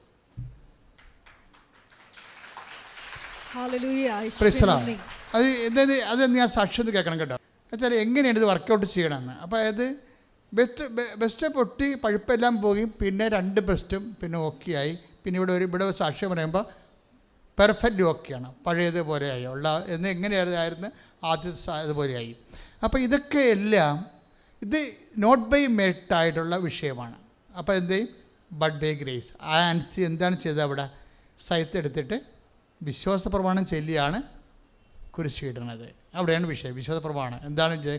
ഏക ദൈവത്തെ ഞാൻ വിശ്വസിക്കുന്നു, ആകാശത്തിൻ്റെയും ഭൂമിയുടെയും സൃഷ്ടാവും അവിടുത്തെ ഏകപുത്രനുമായ യേശുക്രിസ്തുവിലും ഞാൻ വിശ്വസിക്കുന്നു. ഈ പുത്രൻ പരിശുദ്ധ ഗർഭസ്ഥനായി കന്യാമറിന്ന് പിറന്ന് പൊന്തിയോസ് പിലാത്തോസ്. അപ്പം പിന്നെ ചരിത്രപരമായ രീതിയിൽ എങ്ങനെയാണ് വചനം മാംസമായതെന്നും എങ്ങനെയാണ് പാപത്തിന് പരിഹാരം ചെയ്തതെന്നും എങ്ങനെയാണ് ഈശോ ഉയർത്തെഴുന്നേറ്റതെന്നും ഈശോ ഇനി വീണ്ടും വരുന്നതിനെക്കുറിച്ചും എല്ലാം നമ്മൾ നമ്മുടെ വിശ്വാസത്തിൻ്റെ മഹാരഹസ്യങ്ങളെ ഇങ്ങനെ ആഘോഷമായിട്ട് പ്രഖ്യാപിക്കും.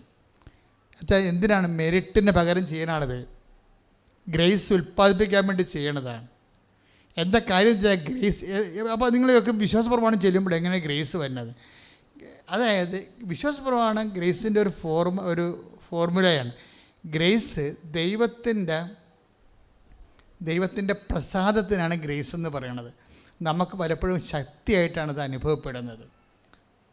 ശക്തിയുടെ ഇഫക്റ്റാണ് ബ്ലെസ്സിങ്സ് എന്ന് പറയുന്നത്.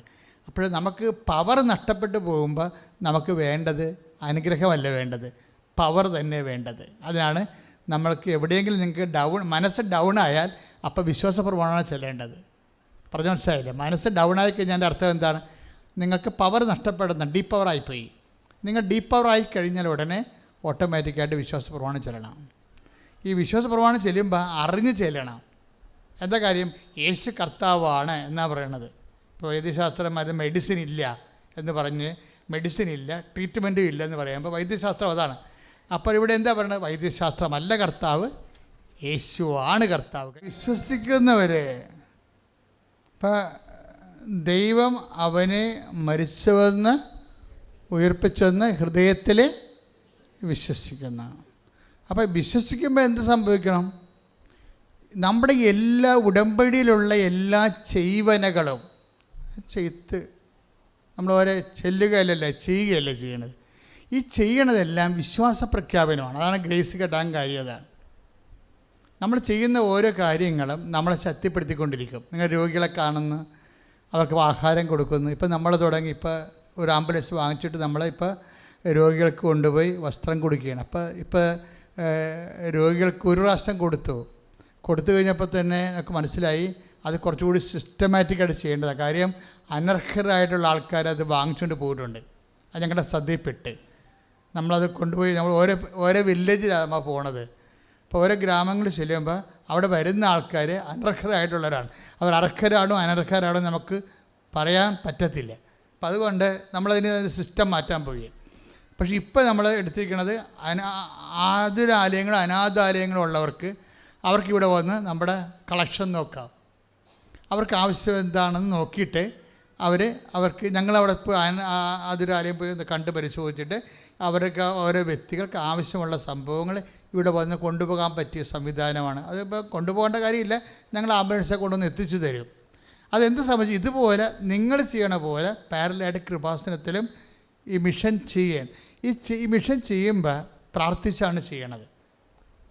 അത് ഈ ജപമാല എന്തുകൊണ്ടാണ് പ്രാർത്ഥിക്കണമെന്ന് വെച്ചാൽ ജപമാല ഇതെല്ലാം ഉണ്ട്. വിശ്വാസപ്രമാണമുണ്ട്, സ്വർഗസ്ഥനായ പിതാവുണ്ട്, നന്മറിഞ്ഞവരെയുണ്ട്. നമ്മളെ ബലപ്പെടുത്തുകയും അനുഗ്രഹിക്കപ്പെടുത്തുകയും ചെയ്യുന്ന എല്ലാം ജപമാലയിൽ ഭയങ്കര, അതായത് അതിന് ഒപ്പം ഒരു പ്രെയർ ഇല്ല, അതാണ് സംഭവം. അപ്പം ജപമാല ചൊല്ലിയാണ് നിങ്ങൾ എല്ലാ ഈ ജോലികൾ ചെയ്യേണ്ടത്, പ്രേക്ഷിത ജോലികളെല്ലാം ചെയ്യേണ്ടത് അങ്ങനെയാണ്. പക്ഷെ അതിൽ നിന്ന് വരാൻ പോകുന്നത് വെച്ചാൽ നമ്മൾക്ക് ഒരു ഗ്യാരണ്ടിയാണ്. എന്താ ഗ്യാരണ്ടി? എല്ലാത്തിനും ഒരു ഗ്യാരണ്ടി വേണ്ടേ? 2:10 എടുത്തവനെ ശ്രുതികട്ടെ ഹല്ലേലൂയ. ആകയാൽ സഹോദരരെ, സഹോദരങ്ങളെ, നിങ്ങളുടെ വിളിയും തിരഞ്ഞെടുപ്പും ഉറപ്പിക്കുന്നതിൽ കൂടുതൽ ഉത്സാഹമുള്ളവരായിരിക്കുവിൻ. ഇങ്ങനെ ചെയ്താൽ ഒരിക്കലും നിങ്ങൾ വീണു പോവുകയില്ല. അടുത്ത വായിച്ചോളൂ. നമ്മുടെ കർത്താവും രക്ഷകനുമായ യേശുക്രിസ്തുവിന്റെ അനശ്വരമായ രാജ്യത്തിലേക്ക് അനായാസം നിങ്ങൾക്ക് പ്രവേശനം ലഭിക്കുകയും ചെയ്യും. അപ്പൊ വീണു പോകുകയില്ലെന്നാ പറയണത് അല്ലേ? ആ വചനം ഒന്നിട്ട് വായിച്ചേ. 2 പത്രോസിന്റെ 1:10 കേട്ടോ. 1:10 വാക്യമാണ്. ആകയാൽ സഹോദരരെ, സഹോദരങ്ങളെ, നിങ്ങളുടെ വിളിയും തിരഞ്ഞെടുപ്പും ഉറപ്പിക്കുന്നതിൽ കൂടുതൽ ഉത്സാഹമുള്ളവരായിരിക്കുവിൻ. ഇങ്ങനെ ചെയ്താൽ ഒരിക്കലും നിങ്ങൾ വീണു പോവുകയില്ല. വീണു പോണത് എപ്പോഴാണ്? നമ്മുടെ ബലഹീനരാകുമ്പോഴല്ലേ വീണു പോണത് അല്ലേ? ഈ ഇവിടെ ചില ചെറുപ്പക്കാരൊക്കെ വീണ് പോകുമ്പോൾ എനിക്ക് ചിരി വരും. കാര്യത്തിൽ ഇവർ എന്താ വെച്ച് കഴിഞ്ഞാൽ ഇവർ ചെയ്യണമെന്ന് വെച്ച് കഴിഞ്ഞാൽ രാവിലെ ഈ IELTS OET പരീക്ഷയ്ക്ക് പ്രാർത്ഥിക്കുമല്ലോ. ഈ പല അനിയത്തിമാരും ഇവിടെ വീണ് പോകാറുണ്ട്. വീണ് പോകുന്ന ആൾക്കാരെ കാണുമ്പോൾ തന്നെ ഞാൻ പറയും, പിടിച്ചേക്കണടാ നിങ്ങൾ വീഴും കേട്ടാന്ന് പറയും. അതെന്താ അവർ വീണെച്ചാൽ അവർ ബ്രേക്ക്ഫാസ്റ്റ് എടുക്കത്തില്ല. അതാണ് സംഭവം. അവരിങ്ങനെ ഡീസൻ്റായിട്ട് അവിടെ ഇരിക്കും. ഇപ്പം ചീട്ട് കിട്ടുമോ എല്ലാതും പറഞ്ഞിരിക്കും. പക്ഷേ എനിക്ക് പറയണത് നിങ്ങൾ ബ്രേക്ക്ഫാസ്റ്റ് എടുത്തിട്ടേ വരുന്ന പരീക്ഷയ്ക്ക് ഈ പ്രാർത്ഥനയ്ക്ക് നിൽക്കാവൂ. അല്ലെങ്കിൽ നിങ്ങൾ കുറച്ച് കഴിയുമ്പോൾ നിങ്ങൾ വീണ് പോകും. ഇതുപോലെ എപ്പോഴാണ് വീണ് പോണത്? നമ്മൾക്ക് ബലഹീനമാകുമ്പോഴാണ് നമ്മൾ വീണ് പോണത്. ചിലപ്പോൾ മാനസികമായിട്ട് ബലഹീനമാകാം, ശാരീരികമായി ബലഹീനമാകാം, സാമ്പത്തികമായി ബലഹീനമാകാം. അപ്പം ചിലപ്പോൾ വീണ് പോകും. അതാണ്. പക്ഷേ ഈ വീണ് പോകുമ്പോൾ ഇങ്ങനെ ചെയ്താൽ നിങ്ങൾ വീണ് പോകത്തില്ലെന്നാണ് പറയണത്. മനസ്സിലായില്ലേ? എങ്ങനെ ചെയ്താൽ നിങ്ങളെ എംപവർ ചെയ്യാനുള്ള, അതാണ് 2 പത്രോസിൻ്റെ 1:10. എന്താണ്? If you do it all the things there is no danger that you will ever fall away. ഇപ്പോൾ ഇംഗ്ലീഷ് ബൈബിൾ അടിപൊളിയാണ്. അതായത് നിങ്ങളിതൊക്കെ ചെയ്താൽ, അതായത് ചെല്ലുമ്പോഴല്ല, ചെയ്താൽ എന്നുവെച്ചാൽ if you do it all these things, ഇങ്ങനെ ചെയ്താൽ there is no danger that you will ever fall away. അപ്പോൾ നമ്മളെ ഉടമ്പടിയുടെ ഒരു പ്രത്യേകത ചൊല്ലണ പ്രാർത്ഥന അല്ലല്ലോ, ഇത് ചെയ്യുന്ന പ്രാർത്ഥനയാണ്. ഈ ചെയ്യുമ്പോൾ നമ്മളെ എംപവർ ചെയ്യും. മനസ്സിലായില്ലേ? നമ്മൾ മാനസികമായിട്ടോ അതുപോലെ തന്നെ ശാരീരികമായിട്ടോ വീണ് പോകാതെ നിലനിർത്താൻ എംപവർ ചെയ്യും, ശക്തിപ്പെടുത്തും. അത് എന്തുകൊണ്ടാണ്? അതായത് വിളിയും തിരഞ്ഞെടുപ്പും. അത് brother and you have been called and chosen. Work all the harder to justify it. നിങ്ങളുടെ വിളിയും തിരഞ്ഞെടുപ്പും ഉറപ്പിക്കുന്നതിലേ നിങ്ങളെന്താണ്? വർക്ക് ഓൾ ദി ഹാർഡർ വെച്ചാൽ നിങ്ങൾ ഉത്സാഹം ഉണ്ടായിരിക്കണം. അല്ലാതെ നനഞ്ഞ മോന്തായിട്ട് ഇനി 5 പത്രം ഉണ്ടല്ല, ഒരെണ്ണവിടെ കൊടുക്കാതിരിക്കല്ലേ, 2 അമ്മ എടുത്ത് കൊടുത്ത് വിടാമായിരിക്കും. ഇങ്ങനെ വാദപ്പരിക്കാരെ പോലെ ചെയ്താൽ പണി കിട്ടും. നിങ്ങൾ എംപവർ ചെയ്യണമെങ്കിൽ ഉത്സാഹത്തോടെ ചെയ്യണം. Work all the harder to justify it. Bible വളരെ മാത്തമാറ്റിക്കലായിട്ട് സംഭവം സെറ്റ് ചെയ്തിരിക്കുന്നത്. കാര്യം അതാണ്. ഞാൻ ഉടമ്പടിയുടെ വചനമാണിത്. കറക്റ്റായി എന്താ പറയണത്? നിങ്ങളുടെ വിളിയും. ഇപ്പോൾ 2 പത്രോസ് 1:10 1:10 എന്താണ്?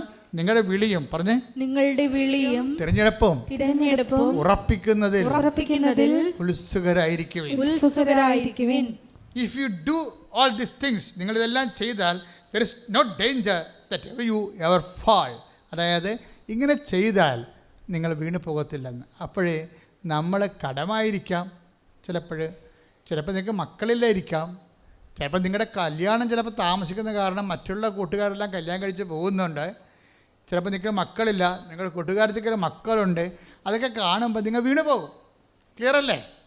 അല്ലേ? ചില ആൾക്കാർ കല്യാണക്കുഴിയും കൊണ്ട് കൂട്ടുകാർ നിൽക്കുമ്പോൾ നിങ്ങൾ എന്തിനാ അടുക്കളയിൽ പാതിരിക്കണത്?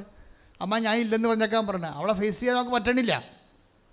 കല്യാണക്കുറിയും കൊണ്ടേ നിങ്ങളുടെ ക്ലാസ്മേറ്റ് വീട്ടിൽ വരുമ്പോഴേ അവളെ ഫേസ് ചെയ്യാതെ നിങ്ങൾ അടുക്കളയിൽ പോയി ഇരിക്കുകയല്ലേ? അപ്പോൾ അവളോട് ഇല്ലെന്നല്ലേ അമ്മ പറഞ്ഞു കൊടുക്കണത്. എന്താ കാര്യം? അവളുടെ കല്യാണം നടന്നു, ഇനിയിപ്പോൾ താൻ ഒറ്റയായിപ്പോയി, അപ്പോൾ അത് ഫേസ് ചെയ്യാൻ പറ്റണില്ല. അപ്പോൾ അതുകൊണ്ട് നിങ്ങൾ വീണ്, അപ്പോൾ നിങ്ങൾ മറ്റുള്ളവർക്ക് അത് കിട്ടുമ്പോൾ ചില പറയും എൻ്റെ ഞാൻ ഇവിടെ റിസൾട്ട് ഇന്ന് വരും, അത് കാരണം ഞാൻ ഇവിടെ വന്നിരിക്കുക, എനിക്ക് ധൈര്യമില്ല വീട്ടിൽ പോയി നോക്കാൻ. വീട്ടിൽ ഇരുന്ന് റിസൾട്ട് നോക്കാൻ, OIT IELTSൻ്റെ റിസൾട്ട് വീട്ടിൽ ഇരുന്ന് നോക്കാനുള്ള ധൈര്യമില്ല. കാര്യം എന്താ? ഞാൻ വീണ് പോകുന്നു. എൻ്റെ മകളെ, നീ വീണ് പോകാതിരിക്കാൻ വേണ്ടിയാണ് നിന്നെക്കൊണ്ട് ഈ ജോലിയെല്ലാം ചെയ്യിച്ചിരിക്കണത്. മനസ്സിലായാ? ഈ ജോലിയെല്ലാം ഇപ്പം നിങ്ങൾ പ്രേക്ഷിത പ്രവർത്തനം എന്ന് പറയുമ്പോൾ നിങ്ങൾ ഓർക്കും എന്തിനാണ്? നിങ്ങളെ ശക്തിപ്പെടുത്തുകയാണ് ചെയ്യണത്. ചൊല്ലണ പ്രാർത്ഥന അല്ല നമ്മളെ ശക്തിപ്പെടുത്തുന്നത്, ചെയ്യുന്ന പദ്ധതികളാണ്. അത് ദൈവസ്നേഹത്തോടെ ചെയ്യണം. അത് നിങ്ങൾ ചെയ്യാൻ ആർക്കും പറ്റും, സാങ്കേതികമായിട്ടാണ് നിങ്ങൾ ചെയ്യണം. നിങ്ങൾ എന്തുകൊണ്ടാണ് ചില ആൾക്കാർ ശക്തിപ്പെടാത്തതിൻ്റെ കാരണം നിങ്ങളത് സാങ്കേതികമായിട്ടാണ് ചെയ്യണത്. ഇപ്പം ഞാൻ ഈ പൗരോഹിത്യം എന്തുകൊണ്ടാണ് ആഘോഷിക്കുന്നത് ഇപ്പോഴും? ഞാൻ നിങ്ങൾ പറഞ്ഞ സെക്യൂരിനക്കാർ എന്നെ ഇൻ്റർവ്യൂ ചെയ്തുകൊണ്ടിരിക്കുകയാണ്. നിങ്ങൾ കണ്ടല്ലോ, ഇന്നലെ കണ്ടോ? എല്ലാ ദിവസവും ഉണ്ട് കേട്ടോ. എല്ലാ ശനി ഞായർ തിങ്കൾ ചൊവ്വ സെക്യൂനയിൽ ഇൻ്റർവ്യൂ ഉണ്ട് അച്ഛന്. നിങ്ങളത് കേൾക്കണം, എല്ലാവരും കേൾക്കണത്. ഞങ്ങളത് യൂട്യൂബിൽ ഇട്ടിട്ടുണ്ട്. കാര്യം അപ്പോൾ അവരെന്നോട് കുറേ ചോദ്യങ്ങളാണ്, പലതരത്തിലുള്ള, ഇപ്പോൾ ട്രോളൊക്കെ വരുന്നില്ലേ, അപ്പോൾ എല്ലാം കാരണം പല ചോദ്യങ്ങൾ അവരെന്നോട് ചോദിക്കുന്നുണ്ട്. അപ്പോൾ ഇങ്ങനെ ഓരോ ചോദ്യങ്ങൾക്കും എനിക്ക് കൃത്യമായ വ്യക്തമായ മറുപടികളുണ്ട്. എന്നുവെച്ചാൽ കടന്നു പോകുന്ന കർത്താവിൻ്റെ കരം പിടിച്ച് കടന്നു പോകുന്ന കാലങ്ങളാണ്. അപ്പോൾ എപ്പോഴും നമ്മൾ ശ്രദ്ധിക്കേണ്ട ഒരു കാര്യം വെച്ച് കഴിഞ്ഞാൽ, നമ്മളെ ബലപ്പെടുത്താൻ വേണ്ടി നിങ്ങളിങ്ങനെ, ഇപ്പോൾ ഞാനെന്താണ് ഈ പൗരോഹിത്യം ആഘോഷിക്കണമെന്ന് പറയാൻ കാര്യം, അപ്പോൾ ഞാൻ ഈ പൗരോഹിത്യം കൊണ്ട് നടക്കുന്നത് എന്തുകൊണ്ടാണ്? എനിക്ക് ഈശോനോട് ഭയങ്കര ഇഷ്ടമാണ്. അതാണ് പ്രശ്നം. വേറെ ഒരു റീസണുമില്ല. ഇതിൻ്റെ അകത്ത് ഒരു 3-4 രോഗങ്ങൾ എനിക്കുണ്ട്. പക്ഷെ ഐ ആം നോട്ട് ഡെസ്പ് അബൌട്ട് ഇറ്റ്. അതിനെക്കുറിച്ച് ഞാൻ ഡെസ്പല്ല. അപ്പോൾ ചിലപ്പോൾ രോഗത്തോടു കൂടി ആയിരിക്കും ചിലപ്പോൾ കർത്താവിനെ ശുശ്രൂഷിക്കാൻ കർത്താവിന് ഇഷ്ടമെന്നുണ്ടെങ്കിൽ അത് നമുക്ക് വിശുദ്ധിയായിട്ട് മാറുകയുള്ളൂ. അത് മനസ്സിലായില്ലേ? രോഗത്തോടു കൂടി ശുശ്രൂഷിക്കാനായിരിക്കും കർത്താവ്. ഇപ്പോൾ നമ്മൾ വായിച്ചപ്പോഴേ ഒരു വചനം വിട്ടുപോയായിരുന്നെന്ന് തോന്നി, അത് മറന്നുപോയി. അതായത് ക്രിസ്തുവിൻ്റെ പീഡാനുഭവം മോളെ 1 കൊറിന്ത്യൻസ് 1:5 വായിച്ചേ. ശ്രുതികട്ടെ ഹല്ലേലൂയ. 1 കൊറിന്തോസ് 1:5. 1 കൊറിന്തോസ് 1:5. എന്തുകൊണ്ടെന്നാൽ അവിടുന്ന് എല്ലാവിധത്തിലും പ്രത്യേകിച്ച് വചനത്തിലും വിജ്ഞാനത്തിലും നിങ്ങളെ സമ്പന്നരാക്കി. കർത്താവിൻ്റെ പീഡാനുഭവങ്ങളിൽ എന്നും പറഞ്ഞൊരു വചനമുണ്ട്. നമുക്ക് പങ്കാളിത്തം കിട്ടുന്നു എന്നും പറഞ്ഞുകൊണ്ട് രോഗികളെ നമ്മൾ ശുശ്രൂഷിക്കുമ്പോഴായാലും ശരി, കർത്താവിനെ അറിയിക്കാനും അറിഞ്ഞതിനെ ആഴപ്പെടുത്താനും വേണ്ടി സുവിശേഷ വേലയ്ക്കായി പത്രങ്ങൾ ജനങ്ങളെ സാക്ഷ്യപത്രങ്ങൾ കൊടുക്കുമ്പോഴും ശരി, ഇതെല്ലാം നിങ്ങൾ ചെയ്യുമ്പോൾ വിശ്വാസ പ്രമാണം ചൊല്ലിക്കൊണ്ടുവേണം ചെയ്യാൻ. കാര്യം എന്താ വിശ്വാസ പ്രമാണമാണ് ശരിക്കും കൃപയാർജിക്കുക. മറ്റത് അനുഗ്രഹമാണ് നമുക്ക് ലഭിക്കുന്നത്. വിശ്വാസപ്രമാണം ഇപ്പോൾ നമ്മൾ യേശു കർത്താവാണെന്ന് ആദരം കൊണ്ട് ഏറ്റുപറയുന്നു അല്ലേ? ദൈവം അവനെ മരിച്ചവരിൽ നിർപ്പിച്ചെന്ന് ഹൃദയത്തിൽ വിശ്വസിക്കുന്നു. ശ്രുതികട്ടെ ഹല്ലേലൂയ. റോമ 10:9 അല്ലേ? യേശു കർത്താവാണെന്ന് അധരം കൊണ്ട് ഏറ്റുപറയുമ്പോൾ, ദൈവം അവനെ മരിച്ചവരിൽ നിർപ്പിച്ചെന്ന് ഹൃദയത്തിൽ വിശ്വസിക്കുമ്പോൾ നമ്മൾക്കെന്താ? രക്ഷ പ്രാപിക്കുകയാണ് ചെയ്യണത്. രക്ഷ. അപ്പോൾ രക്ഷ എന്ന് പറയുമ്പോൾ ക്രിസ്തു തന്നെയാണ്. അതാണ് ലൂക്ക 2:30 നമ്മൾ വായിക്കുന്നത്. അപ്പം ക്രിസ്തു എന്ന് പറയുമ്പോൾ തന്നെ ശക്തിയാണ്. 1 കൊറിന്തോസ് 1:24 ദൈവത്തിൻ്റെ ജ്ഞാനവും ദൈവത്തിൻ്റെ ശക്തിയുമായ യേശു ക്രിസ്തു. അപ്പോൾ രക്ഷ പ്രാപിക്കുക എന്ന് വെച്ചാൽ ശക്തി പ്രാപിക്കുകയാണ്. ശക്തി പ്രാപിക്കണത് എങ്ങനെയാണ്? ചെയ്യുന്നതിലൂടെയാണ്, ചെല്ലുന്നതിലൂടെയല്ല. അതുകൊണ്ടാണ് ഇങ്ങനെ ചെയ്താൽ നിങ്ങൾ വീണ് പോകത്തില്ല എന്ന് പറയണത്. മനസ്സിലായില്ലേ? ഇങ്ങനെ ചെയ്താൽ 2 കൊറിന്ത്യൻസിൻ്റെ 1 പത്രോസ് 1:10 പറഞ്ഞ് ഇങ്ങനെ ചെയ്താൽ നിങ്ങൾ വീണ് പോകത്തില്ല. എന്താ കാര്യം? നമ്മുടെ വിളി കർത്താവ് നമ്മളെ തൻ്റെ അടുത്തേക്ക് വിളിച്ചിരിക്കുകയാണ്. എന്തിനാണ് വിളിച്ചിരിക്കണത്? വിളിച്ചിരിക്കുന്നതിന് യാതൊരു വേറെ ഒരു ഉദ്ദേശവുമില്ല. എന്താ വിളിച്ചിരിക്കണത്? നിങ്ങളെ തനിക്കിഷ്ടപ്പെട്ടൊരു അടുത്തേക്ക് വിളിച്ചു. എന്തിനാണ്? സുവിശേഷം പ്രസംഗിക്കാനും. 3:17 മർക്കോസ് സുവിശേഷം. ശ്രുതികട ഹല്ലേലൂയ. മർക്കോസ് 3:14 തന്നോടുകൂടെ ആയിരിക്കുന്നതിനും പ്രസംഗിക്കാൻ അയക്കുന്നതിനും പിശാചുക്കളെ ബഹിഷ്കരിക്കാൻ അധികാരം നൽകുന്നതിനുമായി അവൻ 12 പേരെ നിയോഗിച്ചു. ഈ 12 പേരിലൂടെയാണ് ഈശോ മറ്റുള്ളവരെല്ലാവരും നിയോഗിച്ചിരിക്കുന്നത്. 12 പേരിലൂടെയാണ്. അപ്പോൾ ഞങ്ങളെ ശുശ്രൂഷ പൗരോഹിത്യത്തിൻ്റെ ഭാഗം വരുമ്പോഴേ നിങ്ങളെ ഏൽപ്പിക്കുന്ന ഈ ജോലി എന്തിനാണ്? വലിയ ജോലിയൊന്നും ഏൽപ്പിക്കണില്ല. ക്രിസ്തുവിൻ്റെ വചനങ്ങൾ അനുസരിച്ച് ജീവിക്കാനും നിങ്ങളുടെ കഷ്ടപ്പാടിൻ്റെ സങ്കടത്തിൻ്റെയും രോഗത്തിൻ്റെ സമയത്ത് മനുഷ്യൻ്റെ കഴിവ് കൊണ്ട് നേടാൻ പറ്റാത്ത കാര്യങ്ങൾ നിങ്ങളെ തളർത്തിക്കളയാതിരിക്കാൻ വേണ്ടി ക്രിസ്തുവിൻ്റെ ശക്തി നിങ്ങളിലേക്ക് ആവഹിക്കാൻ വേണ്ടി ആണ് നിങ്ങളെ കൊണ്ട് ഇതുപോലുള്ള ശുശ്രൂഷകൾ സുവിശേഷത്തിൽ അങ്ങനെ എഴുതിയിരിക്കുന്നത് കൊണ്ട് ഞാൻ എൻ്റെ ജീവിതത്തിൽ അത് പ്രാവർത്തികമാക്കി എനിക്ക് ബോധ്യം കിട്ടിയ കാര്യങ്ങളാണ് ഈ ഉടമ്പടിയിലൂടെ നമ്മൾ ചെയ്യണത്. കാര്യം എന്താണ്? കർത്താവിനെ അറിയാത്തവരെ നമ്മൾ അറിയിക്കുന്നു. പക്ഷേ എന്താ പ്രോബ്ലം വെച്ച് കഴിഞ്ഞാൽ ഇതൊക്കെ ചെയ്യുമ്പോൾ സന്തോഷത്തോടെ ചെയ്യണം. അവിടെയാണ് പ്രോബ്ലം കിടക്കുന്നത്. നിങ്ങളിതൊക്കെ ചെയ്യുന്നില്ലെന്നൊന്നും അല്ല പ്രശ്നം. സാങ്കേതികമായിട്ട് ചെയ്യുന്നുണ്ട്, സങ്കടത്തോടെ ചെയ്യുന്നുണ്ട്. അവിടെയാണ് നിങ്ങൾക്ക് പണി കിട്ടണത്. സാങ്കേതികമായിട്ട് നിങ്ങൾ എണ്ണി കൃത്യമായിട്ട് ചെയ്യുന്നുണ്ട് കാര്യങ്ങൾ, പക്ഷേ സങ്കടത്തോടെയാണ് ചെയ്യണത്. അങ്ങനെയല്ല. ഇത് 5:41 വെച്ചാണ് ചെയ്യേണ്ടത്. നടപടി പുസ്തകം. ശ്രുതികട്ടെ ഹല്ലേലൂയ. അപ്പോസ്തല പ്രവർത്തനങ്ങൾ 5:41. അവരാകട്ടെ യേശുവിന്റെ നാമത്തെ പ്രതി അപമാനം സഹിക്കാൻ യോഗ്യത ലഭിച്ചതിൽ സന്തോഷിച്ചുകൊണ്ട് സംഘത്തിന്റെ മുമ്പിൽ നിന്ന് പുറത്തുപോയി. അപ്പൊ സുവിശേഷ വേല ചെയ്യുന്നവർക്ക് ചില സമയത്ത് അപമാനം ഉണ്ടാകും. മറ്റുള്ളവർ പറയും നിനക്ക് വേറെ പ്രാന്തമുണ്ട്, അടിച്ചിങ്ങനെ ഇങ്ങനെ കുറേ എണ്ണത്തിന് അടിച്ച് തലയേക്കയറ്റി ഇറക്കി വിട്ടിരിക്കുകയാണ്. അപ്പോൾ ഇങ്ങനെ ഓരോരുത്തർ ഓരോ തരത്തിലുള്ള വിമർശനങ്ങൾ ഉന്നയിക്കുമ്പോൾ ചിലർക്ക് പേടിയാണ്, വർക്ക് ചെയ്യാൻ പേടിയായിരിക്കും ചിലപ്പോൾ. അപ്പോൾ ഈ പേടിനെ അതിജീവിക്കണം എങ്ങനെയാണ്? ക്രിസ്തുവിനോടുള്ള സ്നേഹമില്ലാത്തത് കൊണ്ടാണ് പേടി വരുന്നത്. ക്രിസ്തുവിനോട് കണ്ട അപ്പോസ്തലന്മാരെ കണ്ട 5:41 ക്രിസ്തുവിനോട് നിങ്ങൾക്ക് സ്നേഹമില്ല, ബന്ധമില്ല. പിന്നെ ഇവിടുന്ന് പറയുന്നതുകൊണ്ട് സാങ്കേതികമായിട്ട് ചെയ്യുകയാണ്. അതാണ് ഈ സങ്കടത്തോടെ ചെയ്യണത്. പല അണ്ണന്മാർക്കും പ്രശ്നം അതാണ്. കാര്യം എപ്പോഴും നമ്മൾ ശ്രദ്ധിക്കേണ്ടത് ക്രിസ്തു വാക്ക് പാലിക്കും. അതുകൊണ്ട് തന്നെ നമുക്കിങ്ങനെ അപ്പോസ്തലന്മാരുടെ ഒരു അഭിഷേകം കണ്ട ക്രിസ്തുവിൻ്റെ നാമത്തെ പ്രതി അപമാനം സഹിക്കാൻ ഒരവസരം ലഭിച്ചതില്ലേ, അതൊരു അവസരമായിട്ടാണ് എടുക്കണത്. കർത്താവിന് വേണ്ടി ആരെങ്കിലും എന്തെങ്കിലും നമ്മളൊരു മോശം പറഞ്ഞാൽ അതിന് അവസരമായിട്ട് എടുക്കുന്നതിൽ സന്തോഷമുണ്ടാകണം. ഇങ്ങനെ സന്തോഷം ഉണ്ടാകണമെങ്കിൽ പരിശുദ്ധാത്മാവ് പ്രവർത്തിക്കണം. അതാണ് വിഷയം. നിങ്ങളുടെ വേഴ്സണൽ പ്രെയർ പൊളിയാകുമ്പോഴാണ് അതായത് ഇപ്പോൾ ഈ പൊളിയെന്നൊക്കെ പറയാൻ പറ്റത്തില്ല. പണ്ട് പൊളിയെന്ന് പറഞ്ഞു കഴിഞ്ഞാൽ പോക്കുന്നേരം നിറച്ച്, ഇന്ന് പൊളിയെന്ന് പറഞ്ഞാൽ അത് അർത്ഥം മാറിയ ഒരു 10 കൊല്ലം 15 കൊല്ലം മുമ്പ് ആ വാക്കിൻ്റെയൊക്കെ അർത്ഥം മാറി കണ്ടില്ലേ. പണ്ട് പൊളിയെന്ന് പറഞ്ഞാൽ അവൻ പോക്കാണെന്ന് എൻ്റെ അടുത്ത്, പരാജയമാണെന്ന് പറയും. ഇന്ന് അങ്ങനെ പറഞ്ഞു കഴിഞ്ഞാൽ അടിപൊളിയാണെന്ന് എൻ്റെ അടുത്ത്. അതിന് വ്യത്യാസം വന്നിരിക്കും. അതിപ്പോൾ ഇങ്ങനെ വാക്കുകളിങ്ങനെ മാറിക്കൊണ്ടിരിക്കും. അപ്പോൾ എന്താ പ്രോബ്ലം വെച്ച് കഴിഞ്ഞാൽ നിങ്ങളെ എനിക്കറിയാം, നിങ്ങൾ ദൈവസ്നേഹമില്ല എന്ന് ഈശോ പറയുന്ന ഒരു നോട്ടുണ്ട് അടുത്ത്. Take the word of God. അതായത് യോഹന്നാൻ 5:42. ശ്രുതികട്ടെ യോഹന്നാൻ 5:42. എനിക്ക് നിങ്ങളെ അറിയാം, നിങ്ങളിൽ ദൈവസ്നേഹമില്ല. ഇത് ഇങ്ങനെ ബ്രാൻഡഡ് ആകരുത്. ഇപ്പം നിൻ്റെ പേര് എൽസി എന്നാ, എലിസബത്ത് എന്നാ, അല്ലെങ്കിൽ ആയിക്കോട്ടെ, അല്ലെങ്കിൽ നിർമ്മല, എന്തൊക്കെ ആയിക്കോട്ടെ.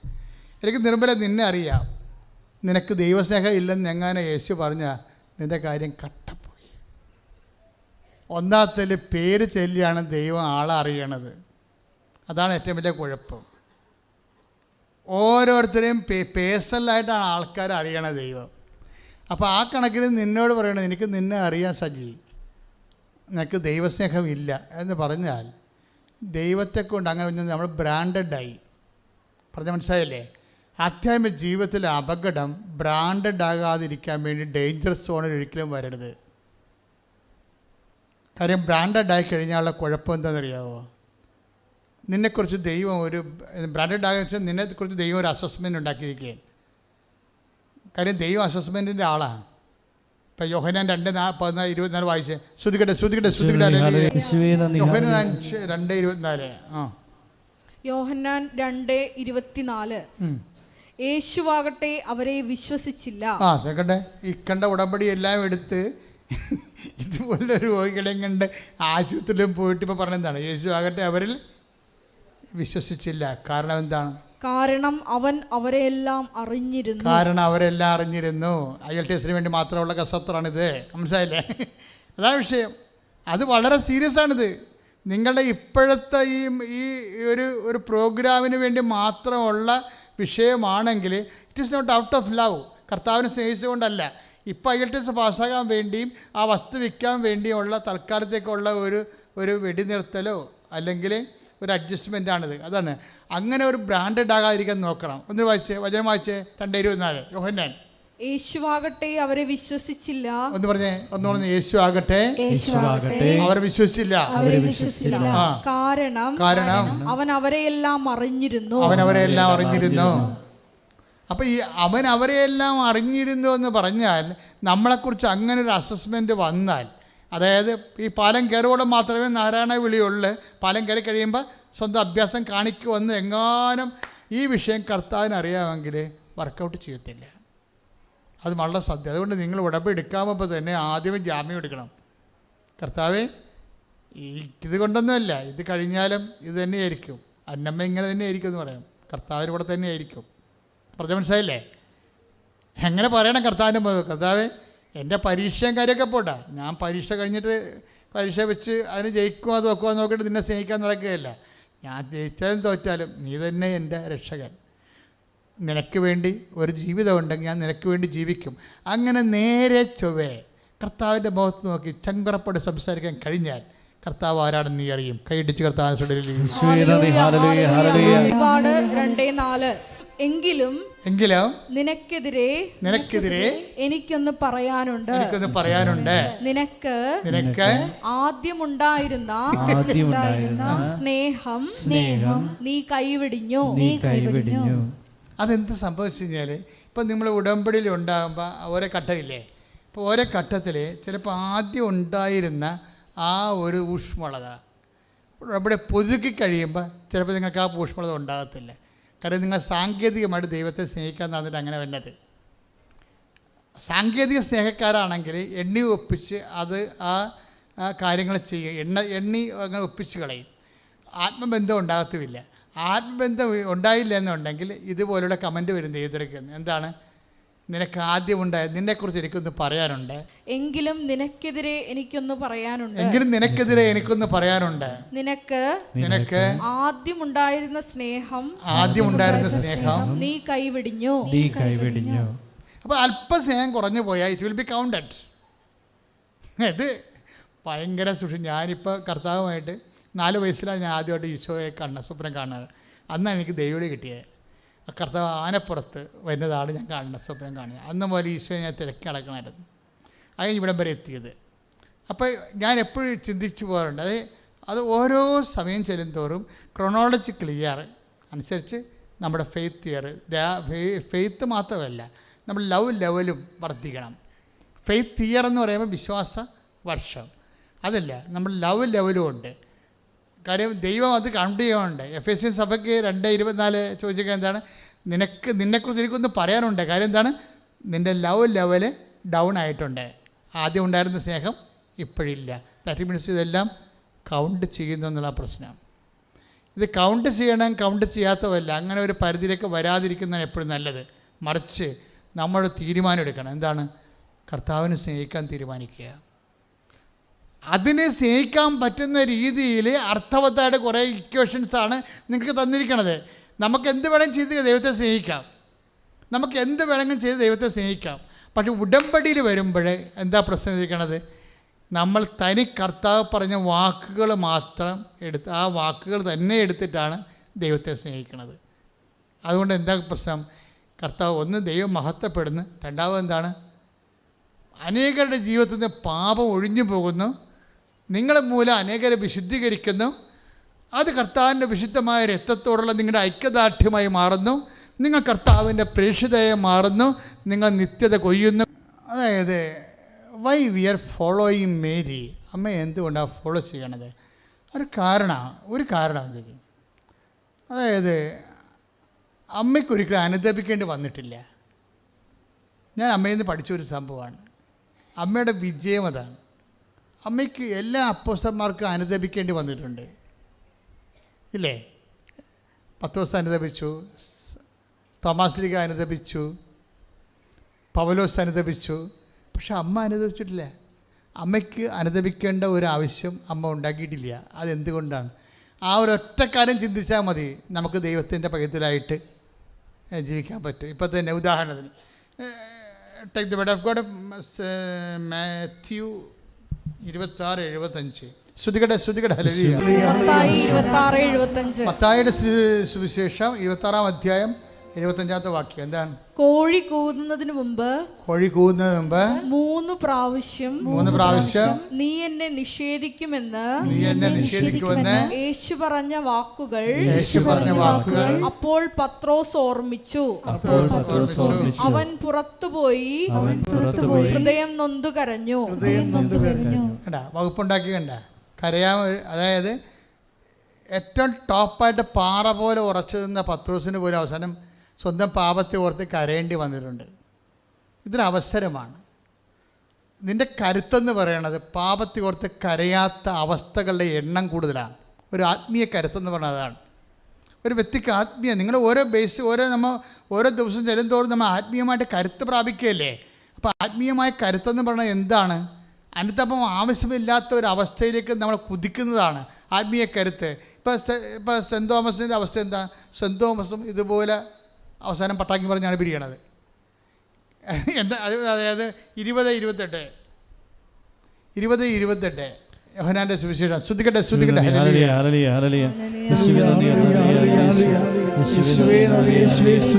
യോഹന്നാൻ 20:28. തോമസ് പറഞ്ഞു, എന്റെ കർത്താവേ, എന്റെ ദൈവമേ. അപ്പൊ 20-27 വായിച്ചേ. അവൻ തോമസിനോട് പറഞ്ഞു, നിന്റെ വിരൽ ഇവിടെ കൊണ്ടുവരിക, എന്റെ കൈകൾ കാണുക. നിന്റെ കൈ നീട്ടി എന്റെ പാർശ്വത്തിൽ വയ്ക്കുക. അവിശ്വാസിയാകാതെ വിശ്വാസിയായിരിക്കുക. അപ്പൊ കക്ഷിക്ക് എന്നാ പറ്റിയത്? ഏതോ ഒരു സമയം അവിശ്വാസിയായിപ്പോയി, ഏതോ ജീവിതത്തിൻ്റെ ഒരു ഘട്ടത്തിൽ അവിശ്വാസിയായിപ്പോയി. അതുകൊണ്ടാണ് അനുതാപത്തോടെ എൻ്റെ കർത്താവേ, സത്യം പറഞ്ഞപ്പോൾ എൻ്റെ കർത്താവേ, എൻ്റെ ദൈവമേ എന്ന് വിളിക്കണത്. പക്ഷെ അനുതാപത്തിൻ്റെ ഒരു അവസരമാണത്. ഈ അനുതാപത്തിൻ്റെ ഒരു അവസരം ഉണ്ടാകുന്നത് ആത്മീയമായിട്ട് ഒരു കരുത്ത് കുറവാണ്. അമ്മയുടെ കരുത്ത് അതാണ്. ഇപ്പം നമ്മൾ പൗലോസ് അപ്പോസ്തലൻ എടുത്താൽ അത് തന്നെ 7:24 സ്വന്തമായിട്ട് തന്നെ പറയുന്നുണ്ട്, ഞാൻ ദുർഭകനായ മനുഷ്യനാണെന്ന്. അതായത് അദ്ദേഹത്തിൻ്റെ ദുർഭകത ഏറ്റുപറയുന്ന ഭഗവാൻ. 7:24 റോമ. ശ്രുതിക്കട്ടെ ഹല്ലേലൂയ. റോമ 7:24. ഞാൻ ദുർഭകനായ മനുഷ്യൻ. ഞാൻ ദുർഭകനായ മനുഷ്യൻ. മരണത്തിന് അധീനമായ ഈ ശരീരത്തിൽ നിന്ന് എന്നെ ആര് മോചിപ്പിക്കും? അപ്പൊ ഈ ശാരീരികമായ അവശതകളും പരവശ്യങ്ങളും എല്ലാം അതിൽ നിന്നുണ്ടാകുന്ന വീഴ്ചയും ഉയർച്ചയും എല്ലാം കൊണ്ട് ആള് പട്ടാങ്ങി പറയണ ഒരു സമയമാണ്. ഞാൻ എന്തായാലും നിങ്ങളുടെ മുമ്പിൽ വരുന്നത്, ഇങ്ങനെ ഒരു ഡയലോഗ് അമ്മയുടെ ജീവിതത്തിൽ നിങ്ങൾ കേൾക്കത്തില്ല. അതാണ് കരുത്തെന്ന് പറയുന്നത്, ആത്മീയ കരുത്തെന്ന് പറയുന്നത്. മരിയൻ ഉടമ്പടി എടുക്കുന്നവർ ഓരോ സമയം ചെല്ലുന്തോറും ഓരോ ഉടമ്പടി പുതുക്കുന്നതനുസരിച്ചുകൊണ്ട് നിങ്ങൾ കരുത്ത് പ്രാപിച്ചുകൊണ്ടിരിക്കണം. ഓരോ ഉടമ്പടി പുതുക്കുന്നതനുസരിച്ചിട്ട് നിങ്ങൾ അപ്പോൾ നിങ്ങൾക്ക് ആത്മീയമായ കരുത്തെന്ന് പറഞ്ഞാൽ എന്താണ്? അനുതാപത്തിൻ്റെ അവസരങ്ങളുടെ എണ്ണം കുറയുന്നതനുസരിച്ച് കൊണ്ട് ആത്മീയ കരുത്തുണ്ടായിക്കൊണ്ടിരിക്കും. പിടികിട്ടിയ ആത്മീയ കരുത്ത് പ്രാപിക്കണമെന്ന് നമ്മൾ എല്ലാവരോടും പറയും. എന്താണ് ആത്മീയ കരുത്ത്? അനുതാപത്തിൻ്റെ അവസരങ്ങളുടെ എണ്ണം കുറയുന്നതനുസരിച്ച് കൊണ്ട് ആത്മീയ കരുത്ത് പ്രാപിച്ചുകൊണ്ടിരിക്കും. കാര്യം അമ്മയ്ക്ക് അനുതാപത്തിൻ്റെ ഒത്തിരി അവസരങ്ങളുണ്ടായി. പക്ഷെ കൈകാര്യം ചെയ്യുന്ന രീതി എന്ന് പറഞ്ഞാൽ ഇടിവെട്ട് രീതിയാണ്. ഞാൻ എന്താണ് ഇവിടെ വിട്ടുപോകാത്ത നിൽക്കണമെന്ന് വെച്ചാൽ ഈ ഒരു സംഭവമാണ്. ശ്രുതികട്ടെ ഹല്ലേലൂയ. 2:5 പേരെഴുതിക്കാനായി ഗലീലയിലെ പട്ടണമായ നസ്രത്തിൽ നിന്ന് യൂദയായിൽ ദാവീദിൻ്റെ പട്ടണമായ ബേത്ലഹേമിലേക്ക് ഗർഭിണിയായ ഭാര്യ മറിയത്തോടുകൂടെ പോയി. എന്താ പ്രശ്നം? ഈ ഒരു ഇഷ്യൂ മാത്രം എടുത്താൽ മതി. കാര്യം ഇപ്പോൾ ക്രിസ്മസ് കാലത്തേക്ക് നമ്മൾ പ്രവേശിക്കുകയാണ്. ഈ ഒരു ഇഷ്യൂ മാത്രം എടുത്ത് എത്ര പ്രശ്നം വേണമെങ്കിലും, അതായത് ഇവിടെ മുഴുവനും നീതി അമ്മയുടെ ഭാഗത്ത് മാത്രമാണ്. ബേസിക്കായിട്ട് ഒന്നാമത്തെ പ്രശ്നം എന്താണ്? അവർ സ്ത്രീയാണ്. രണ്ടാമത്തെ എന്താണ്? ആ സ്ത്രീയുടെ ജീവിതത്തിൽ ഏറ്റവും വെല്ലുവിളി നേരിടുന്ന സമയമാണ് ഗർഭകാലം. ഗർഭകാലത്തെ പ്രസവകാലം, ഗർഭകാലം അതായത് ഒരു 3 ദിവസം കൂടിയേ പ്രസവിക്കാനുള്ളൂ. ആ സമയത്താണ് ഈ കന്യാകുമാരി വരണത്, ഷിഫ്റ്റിംഗ് വരണത്. കാര്യം നമ്മളുടെ എന്തിനാണ് ഞാൻ ഈ ഉടമ്പടിയുടെ ഇത് പറയണത്? ഈ ഗ്രേസ് നമുക്ക് ടാപ്പ് ചെയ്യുന്നതിൻ്റെ അകത്ത് ഒരു സംഭവം ഷിഫ്റ്റിംഗ് ആണ്. നമ്മളുടെ ഒരു കംഫർട്ട് സോണിൽ നിന്ന് നോൺ കംഫർട്ട് സോണിലേക്ക് ഷിഫ്റ്റ് ചെയ്യണത് ഒരു ദൈവപ്രവർത്തനമാണ്. പറഞ്ഞാൽ മനസ്സിലായില്ലേ? അതായത് നമുക്ക് സുരക്ഷിതമായ ഒരു ഇടത്തിൽ നിന്ന് അരക്ഷിതമായ ഇടത്തിലേക്ക് മൂവ് ചെയ്യണത് when you receive it in the name Jesus will be engraced. നിങ്ങളത് കർത്താവിൻ്റെ നാമത്തിലാണ് എടുക്കുന്നത്. ഇത് കണ്ടില്ലേ? ഗർഭിണിയായ ഭാര്യയുമായിട്ട് പോവുകയാണ്, ഷിഫ്റ്റ് ചെയ്യുകയാണ്. നസ്രത്തിൽ നിന്ന് ബേത്ലഹേമിലേക്ക് പോവുകയാണ്. അപ്പോൾ ഈ ഷിഫ്റ്റ് ചെയ്യുമ്പോൾ ഈ കാര്യത്തിൽ ഒത്തിരി നീതികൾ ദൈവത്തിന് ചെയ്യാമോ? ഒന്നെങ്കിൽ കന്യാകുമാരി മാറ്റി വെക്കാമായിരുന്നു, അല്ലെങ്കിൽ നേരത്തെ വെക്കാമായിരുന്നു. ഇനി ഇവിടെ പ്രസവം വരെ രാത്രി മനുഷ്യന്മാരില്ലാത്ത സമയത്താണ് വെക്കണത്. സമയത്തിൻ്റെ കാര്യത്തിലും ദാക്ഷിണ്യം കാണിക്കണില്ല. കാര്യം എന്താണെന്ന് വെച്ചാൽ ഇടയന്മാർ രാത്രിയല്ലേ വരണത്.